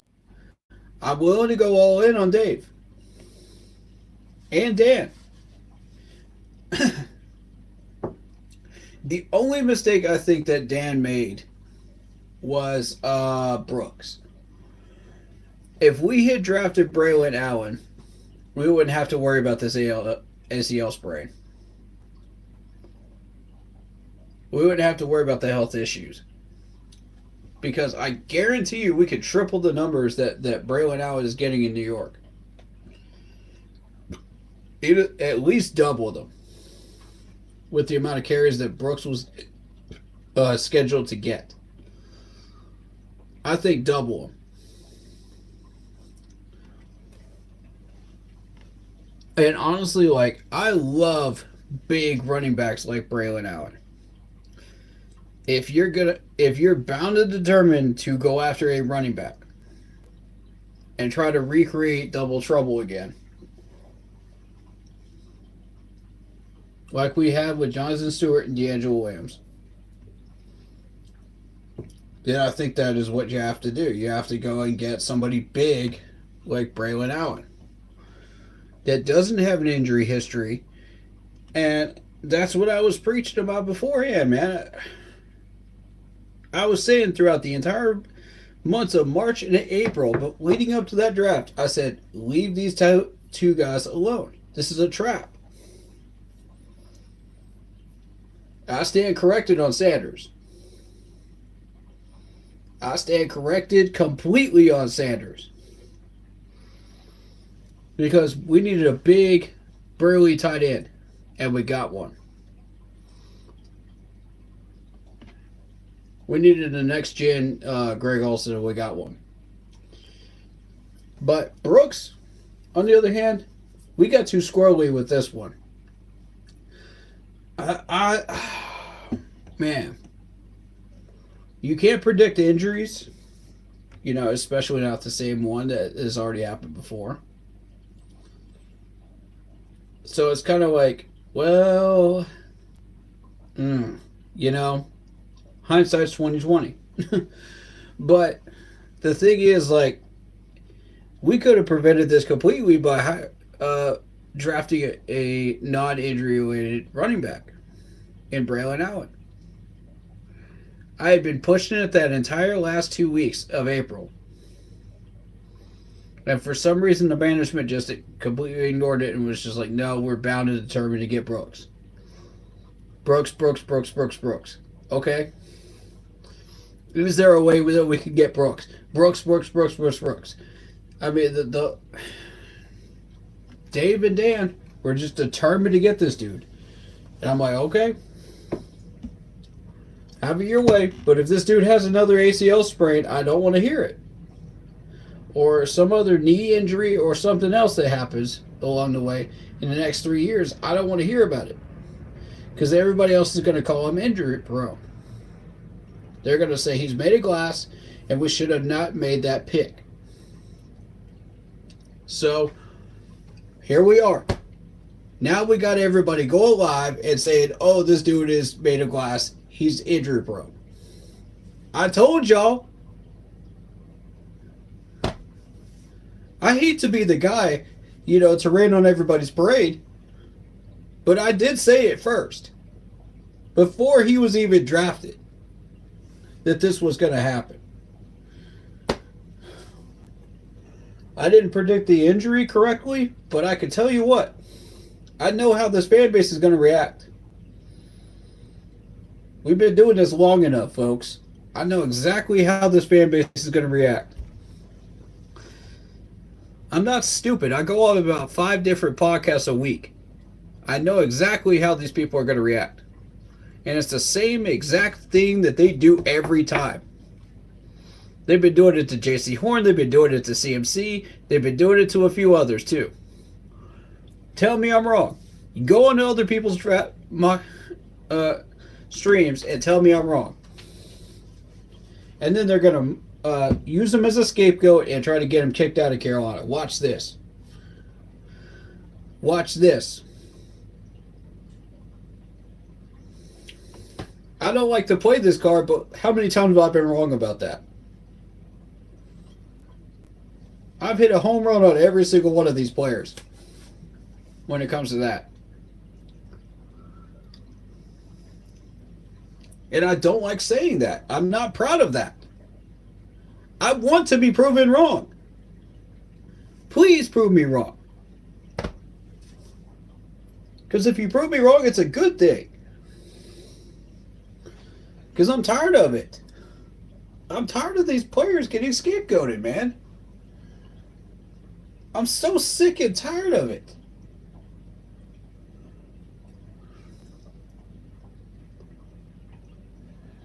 God help me, I'm sick of it.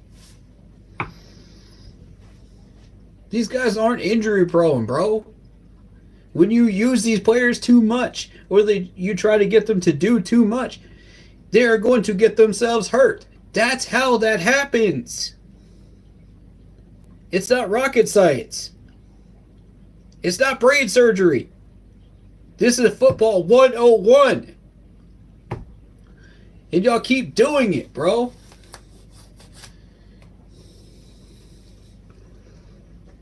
And finally, we have a management that is not doing that. Thank God. But the fan base is still going to say, with every major injury that we get, oh, this guy's made of glass. Oh, this guy is trash. Oh, he's dumpster fire. Oh, he's a bust. No, he's not. Stop it. Get some help.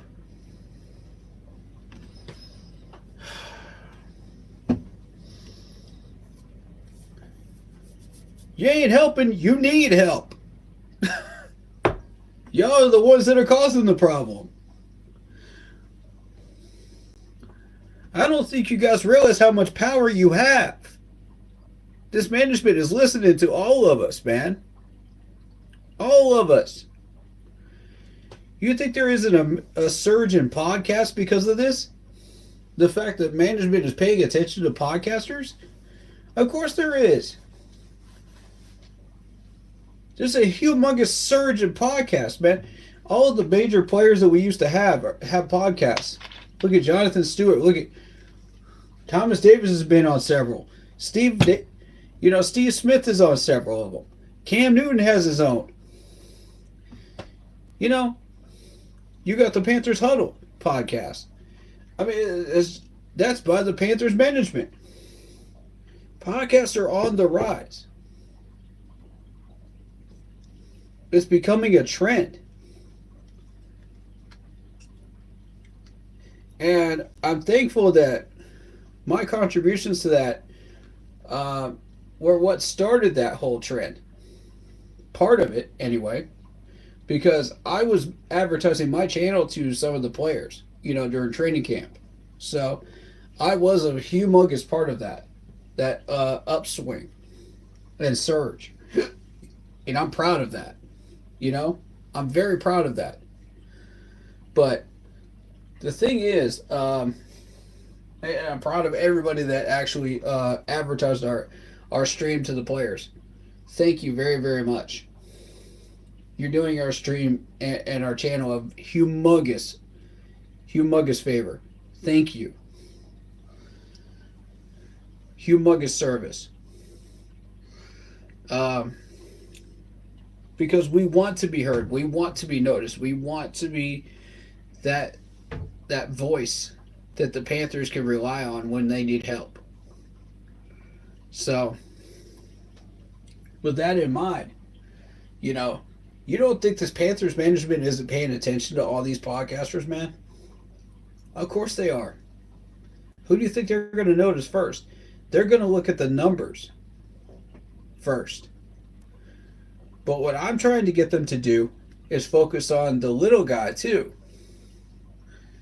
Focus on this channels that have like 600 subs, 300 subs, that have big voices that speak the truth. Not just me. There's a few others out there too that are like what we do. We have yet to discover them yet, but I know they're out there. But the thing is, like, I'm trying to get them to notice us, and not so much the thousands of subscribers that you see on other people's channels, because of the fact that yes, they may have thousands of subscribers, but that doesn't always mean that they're right on a lot of things. Opinions are subjective. I'll give you that. But, I mean, you got guests that come on these podcasts from time to time that just have no idea what they're talking about. They don't have any basis for the stuff that they're talking about. And then they go, well, I think I'm the best thing since sliced bread. And it's like, now hold up. You got people like Unk and Big Cat that are checking these people, man, and going, hold on. Now that's not true at all. You know what I'm saying? Do your homework. You know what I'm saying? Like, that's what frustrates me. It is all these people that want to jump on these people's live streams that think that they know everything about anything. And then they get humbled real quick when some of these podcasters humble them and tell them, nah, nope, here's the facts. Here's what you're missing. Here's what you didn't come onto this channel with today.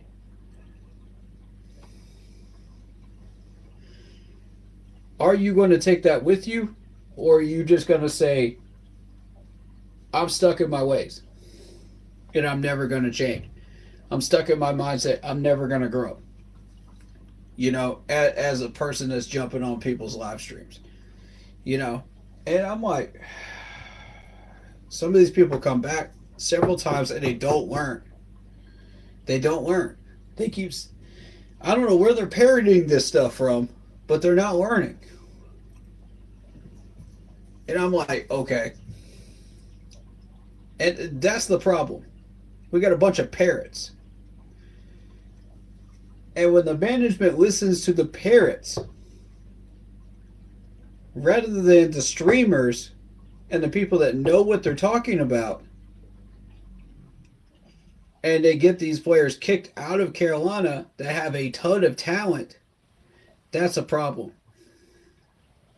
Do you see what I'm saying, folks? These people have a lot more say than they think they have. And it's dangerous.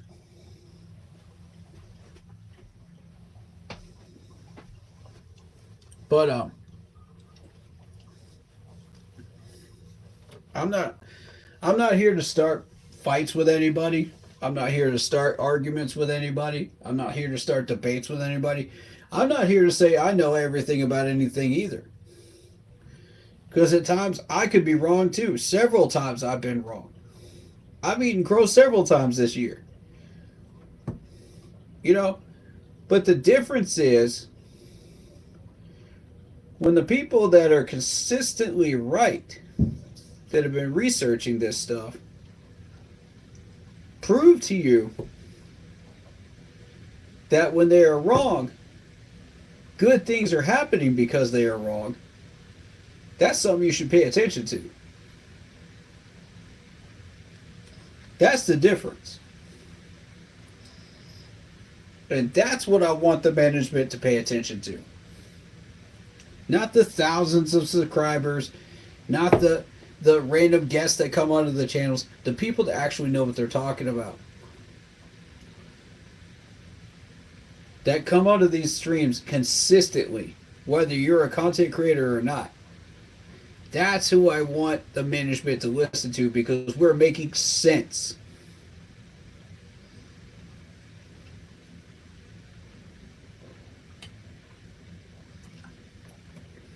You could sit there and complain about how this player isn't producing enough, this player isn't doing this player isn't doing that, and just whine, complain. End of the day, what does that do for you? Nothing. Nothing. Because guess what, folks? We don't control this team. Reality check. We're just fans. I've been trying to tell people this. Reality check. Some of y'all need a reality check. We think we got so much power that we can affect the entire organization's decisions. Nope. End of the day, Dan runs this team. Dave runs this team. Evero runs this team.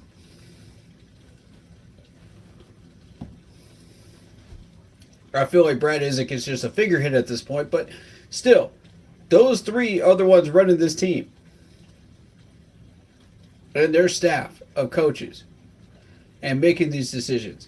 It's not us. Yeah, we can make suggestions, and that's what we've been doing. We're not trying to tell you what to do.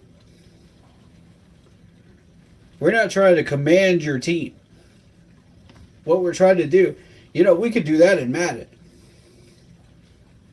We could create our own team in Madden. No, what we're trying to do here is suggest to you what we think you should do.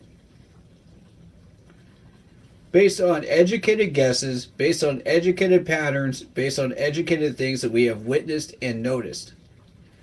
That is the difference between this channel and what everybody else is doing. And people are starting to take notice. They're starting to stay. They're starting to watch this. They're starting to understand. This is our mission. To be the voice of the Panthers fan base. That's what I mean when I say that. I don't mean, let's act like we know everything about anything and then be cocky pieces of garbage, out there and try to control the Carolina Panthers when we know we have no chance of doing it. That's not what that means. Nope. Reality check for anybody that thinks that's what I was talking about. No. When we make suggestions and it works, we're not telling you what to do. We're suggesting and it works. That is being the voice of the fan base. So, we made suggestions on things that we were struggling with. The management listened. They fixed it. We made suggestions on types of players that we were looking for the new culture and the new identity. They're going after them. We made suggestions on fixing the little techniques and patterns and footwork and hands and stuff like that. Look what happened in the last 3 weeks.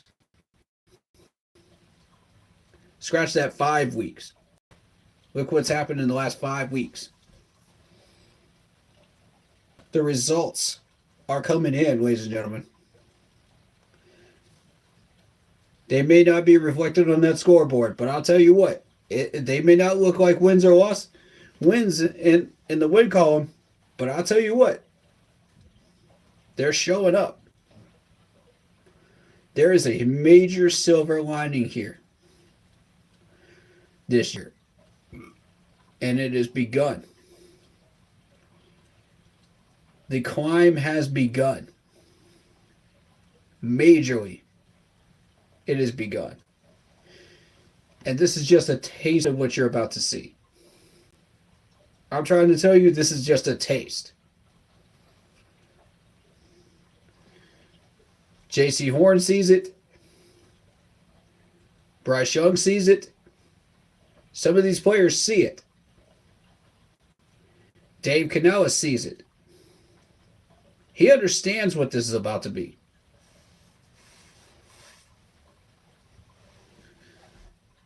Dan sees it. And he's putting together the pieces that we need. I'm telling you, 2 more off seasons of what we just saw in that first off season. And watch what happens. This team, it will be very, very rare when we lose. And I'm going to quote Dabo Swinney on this one. We'll be winning so much, we'll be sick of winning. That's what I want to see in Carolina. And look at the results in Clemson, baby. ACC champs again. We just hosted them in Charlotte. And I hope you guys got a taste of what a championship team looks like. I want you to look at and understand what a championship team looks like. And I'm not just talking about this year. I'm talking about many different years that Clemson has won championships and beaten national powers. Pretty much every national power out there we have beaten so far. We're crossing them off the list. Texas is next. I want you to take notes and I want you to learn. What did the energy feel like? What did the discipline feel like? What were the little things that you saw when you were watching that game? If you were in Charlotte watching it. You know, what little footwork, techniques, hands, you know, all of that. Being smart with the ball. Being smart with what you do. Take notes. You know, learn from it. I beg of you, learn from it. And use that going forward. Because there's no better teacher than a team like that coming into Charlotte. For me, there's no better teacher. And I'll tell you this, if Clemson and the Gamecocks had played in Charlotte, there's a great opportunity to learn what great teams look like and how to take advantage and learn and take notes and apply that to your own game, Panthers. Because there is no better teacher. No better teacher than a coaching staff that knows what they're doing, players that know what they're doing, and working on the fundamentals and making sure that they are tight. The discipline is there. You're not jumping off sides. You're not doing stupid things. You're not coughing the ball up. You know, you're not doing the things that could be detrimental and shooting yourself in the foot. And the last 3 weeks, how many times have we shot ourselves in the foot in the last 3 weeks? Somebody tell me. How many times have we shot ourselves in the foot? Not many. Not many. Think about that for a minute. Let that sink in. Not many. There's something in the water in Carolina now. There's something in the water.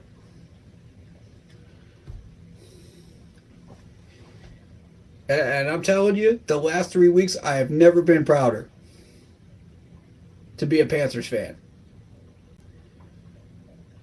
than I have been since 2015.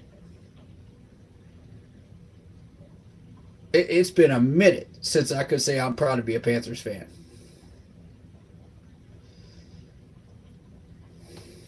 God, 2015, dude. I was so proud to be a Panthers fan. So incredibly proud. Like, I didn't even have to trash talk. I just let the team do the talking for me. Because there's just no need. There's no point. Let them do the talking for you. On the scoreboard. Can you believe it? If somebody would have told me we were going 15-1 that year, I would have said you're mental. You're mental. There's no way.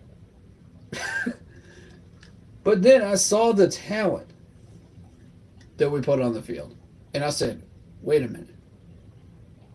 There's something happening here. There's something special happening here. And we started winning. And winning a lot. And I said, hold up a minute. I'm going to a game.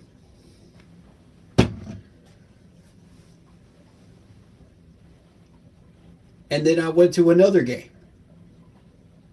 And then I went to another game. Because I saw what we were doing. And I said, I like it. I don't just like it, I love it. We were commanding these teams. We weren't just winning, we were commanding these teams. We were working them like puppets all over that field back in 2015. And I'm telling you, we are 2 short years from doing it again. If we stay on this path. Everybody sees it. Everybody that it has any influence on this team is starting to see it. They're seeing the flashes of the pan in the last 3 weeks. This is what we are capable of. This is what we can do.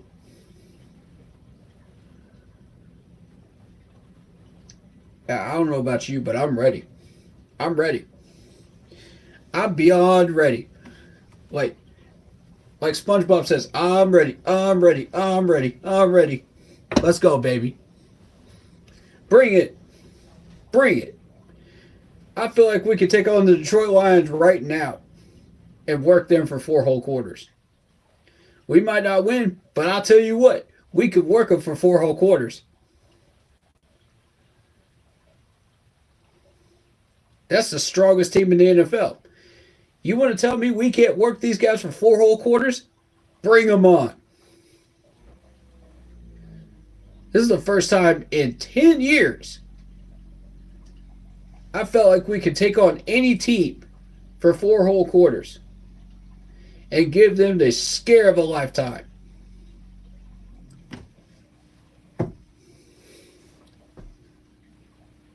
There's something happening here. Come on, baby. Come on. It's Carolina football. That's what we're looking at. There's something happening here. Y'all want to tell me you're not excited right now? I'm hyped, dude. I'm hyped. I don't care that we lost those 3 games. I'm hyped. Because I see what's happening, man. I see the vision. And it's getting clearer and clearer and clearer every week, y'all. It's getting clearer every week. We're coming for them. The Panthers are back. We're back. We're back in black. As AC/DC says, we're back in black.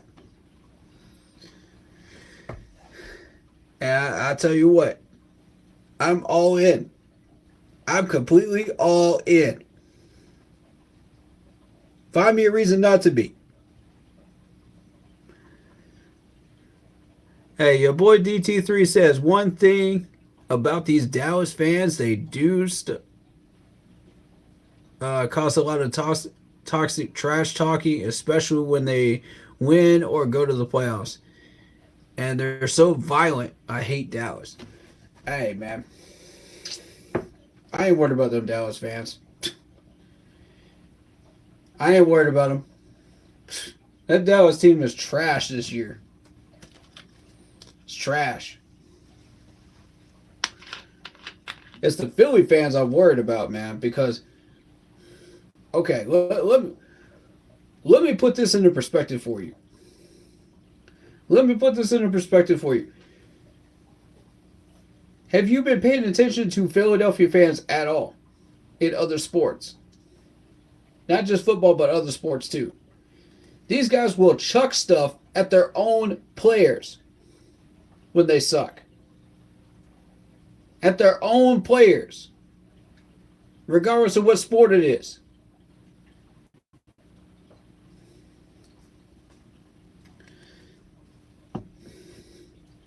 That's when they suck. When they win, they completely trashed City Hall in Philadelphia. I want y'all to keep that in mind. Keep that in mind for a minute. That's the worst fan base out there. In my mind, that's the worst. Hands down, the worst.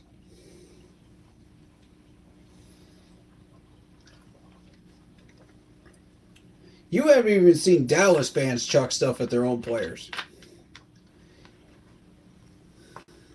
Yeah, they might yell, they might cuss, they might throw some beers every once in a while if they're drunk. But you don't see them throwing hands. You don't see them trashing their own city hall. You don't see them chucking stuff at their own players. Nah, they got more class than that.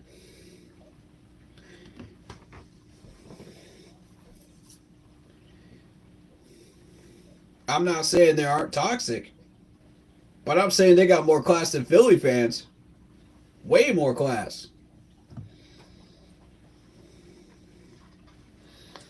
Yeah, I've run into a lot of toxic Dallas fans too. I've run into a lot of good Dallas fans too, as well, that are respectful, calm, and love to have a calm conversation with you. You know? Yeah, they'll pull the whole, yeah, we won this many championship line, you know, but still, they're respectful about it. You know? And then you got the Dallas fans that are like, yeah, we're actually having some trouble right now. You know, they're honest with you. They're kind and they're honest with you. You know, and I know a few of those too. And respect to those fans, because those are the ones I want to talk to. Those are the ones I want to have conversations with, because, you know, maybe I can offer a word of advice or two, you know, and comfort them a little bit. You know, show them, you know, you still got some weapons. You still got some players, you know. You still got some people in Dallas. Chin up, man. You still got Mike McCarthy. Mike McCarthy won a Super Bowl for you. For the Eagles. For the Packers, my bad. Packers. So, I mean, and the man is an excellent coach. Let's not get it twisted. The man is an excellent coach. Can he make adjustments? Maybe not. But Is he an excellent coach? Yes. Would I hire him as my head coach? Probably. If we didn't have Dave, probably. I'd throw my name in the hat for him. Yeah, I like Mike. But would I be complaining about adjustments? Absolutely. So they've got a lot of work to do. But I care. I care for these people, man, that are respectful. I care about the people that are honest and really, really do want their team to find more success. I care about these people, man, because at the end of the day, we're all people. We're all human beings. We just want to find success. We want to find happiness. We want to find some type of thing to hope for. And we rely on our football teams to do that. So, your boy DT3 says, I watched the episodes of The Dark Side of Football. I have not seen that. I've heard about it, but I haven't seen it. How is it? Is it good?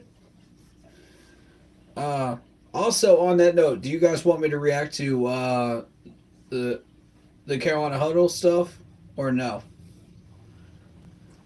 I could. I mean, and here's the other thing I want people to vote for, or let me know about. Do y'all want film breakdowns? Because Clay actually, from the Rob Story Report, let me know that there is a way to pay for the rights for NFL Plus, to where I can do film breakdowns without having to worry about copyright. Would y'all be interested in that? Like once a week? We could start this week. Don't matter to me. We could start this week. It doesn't have to be at the beginning of the year. We could start this week. Would y'all be interested in doing that? Because I feel like we could get a lot out of that. I really do. I gotta check how much the subscription price is. I think it's like $15 a month or something like that. It's not too bad. I can afford it. It's up to y'all. And that's coming out of my pocket, so y'all don't have to worry about that. You don't have to pay a dime. I'll pay for it. I don't care. That benefits the channel. You said it's pretty good? That's what's up.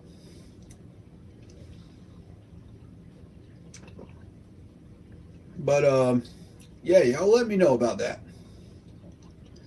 Either leave a message in the live chat or leave a comment, on the VOD. And I'll see it. I'll check it.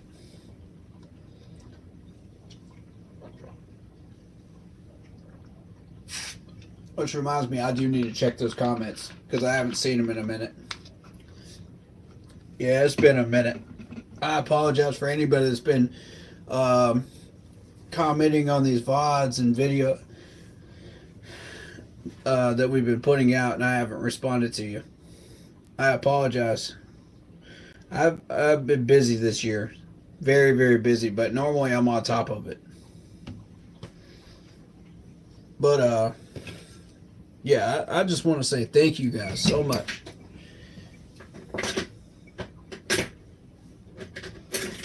And it literally means the world to me that you guys are showing that love and really do want to see this channel thrive and succeed. So, thank you. And, let's continue to do what we're doing. The fact that we have managed to get this far and, people are still coming back. I mean, that sends an immediate message that we're doing something right. We are doing something right, y'all.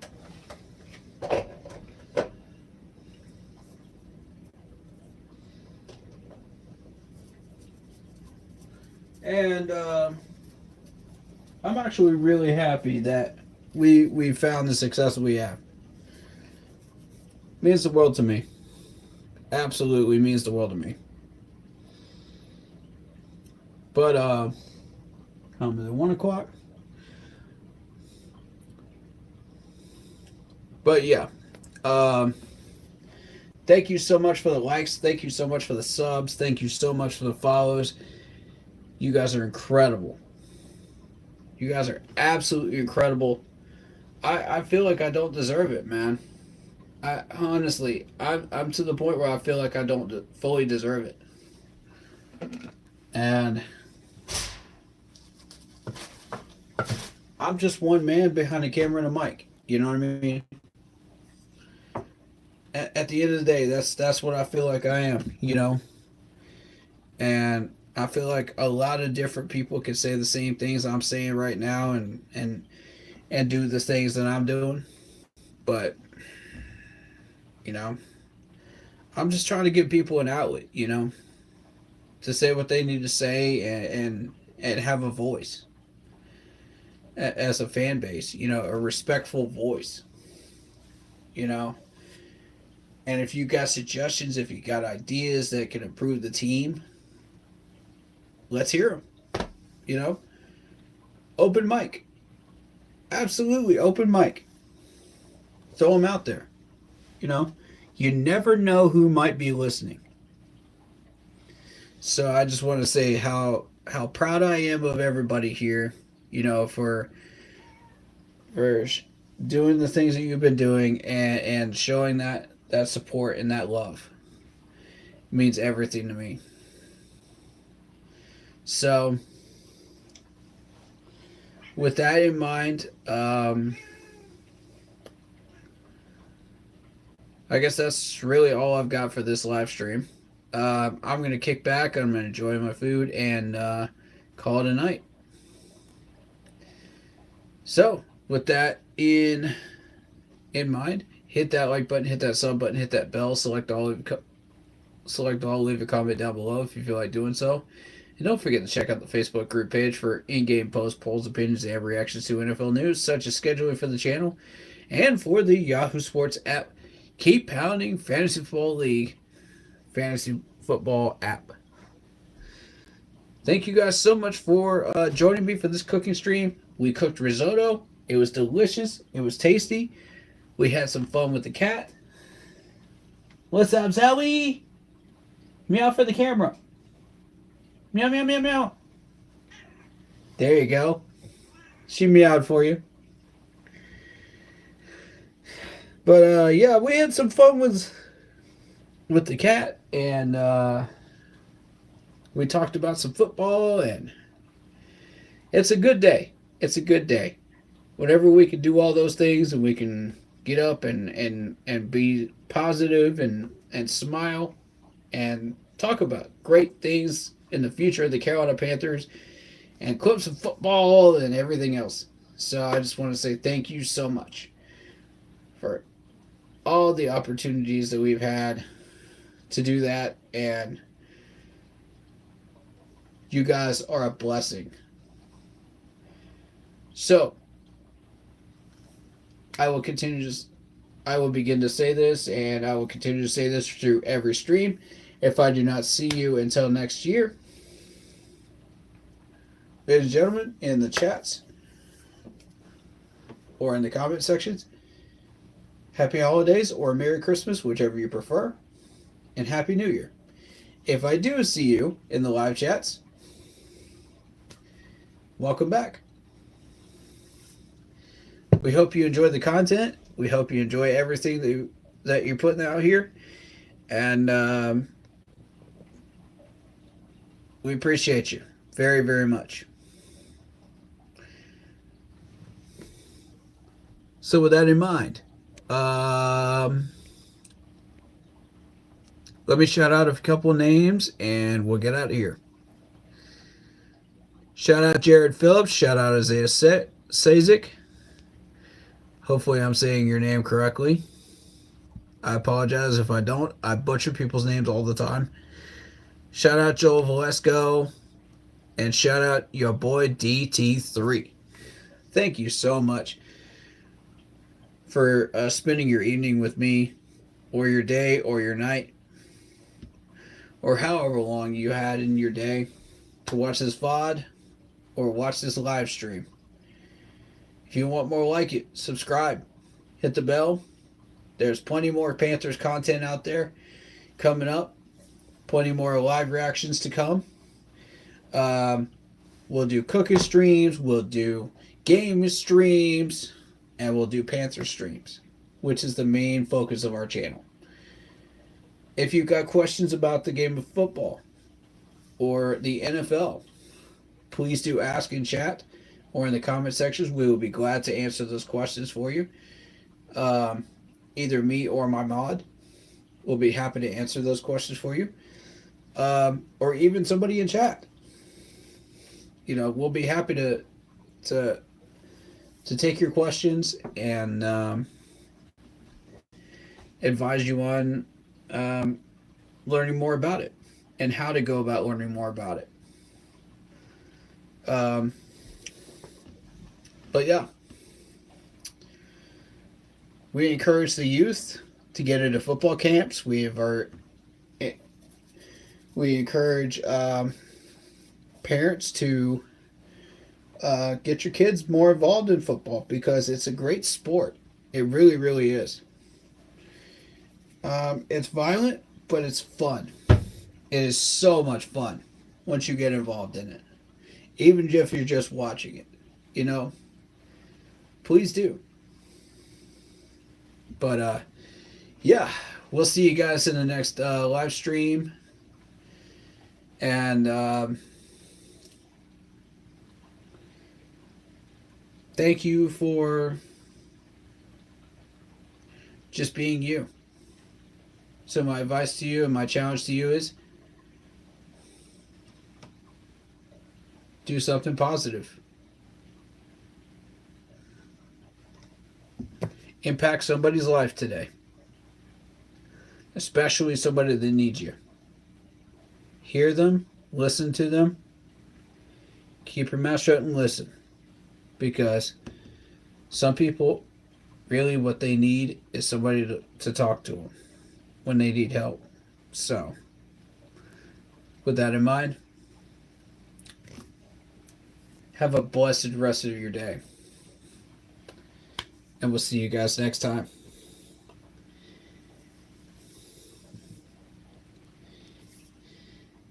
Stay happy, healthy, and well.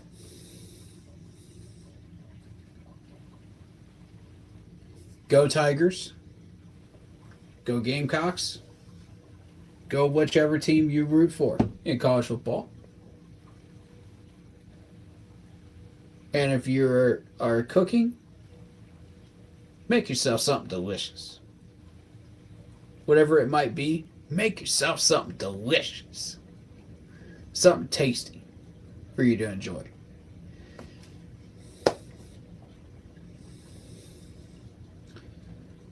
Whatever you're good at, keep doing it. Keep working at it. Even if you're not successful now, keep working at it. You will find success. And for those struggling right now, those that need that help the most, you know what our mantra is. You know what it's always been. And you know what it will always be. Keep pounding. Peace, guys.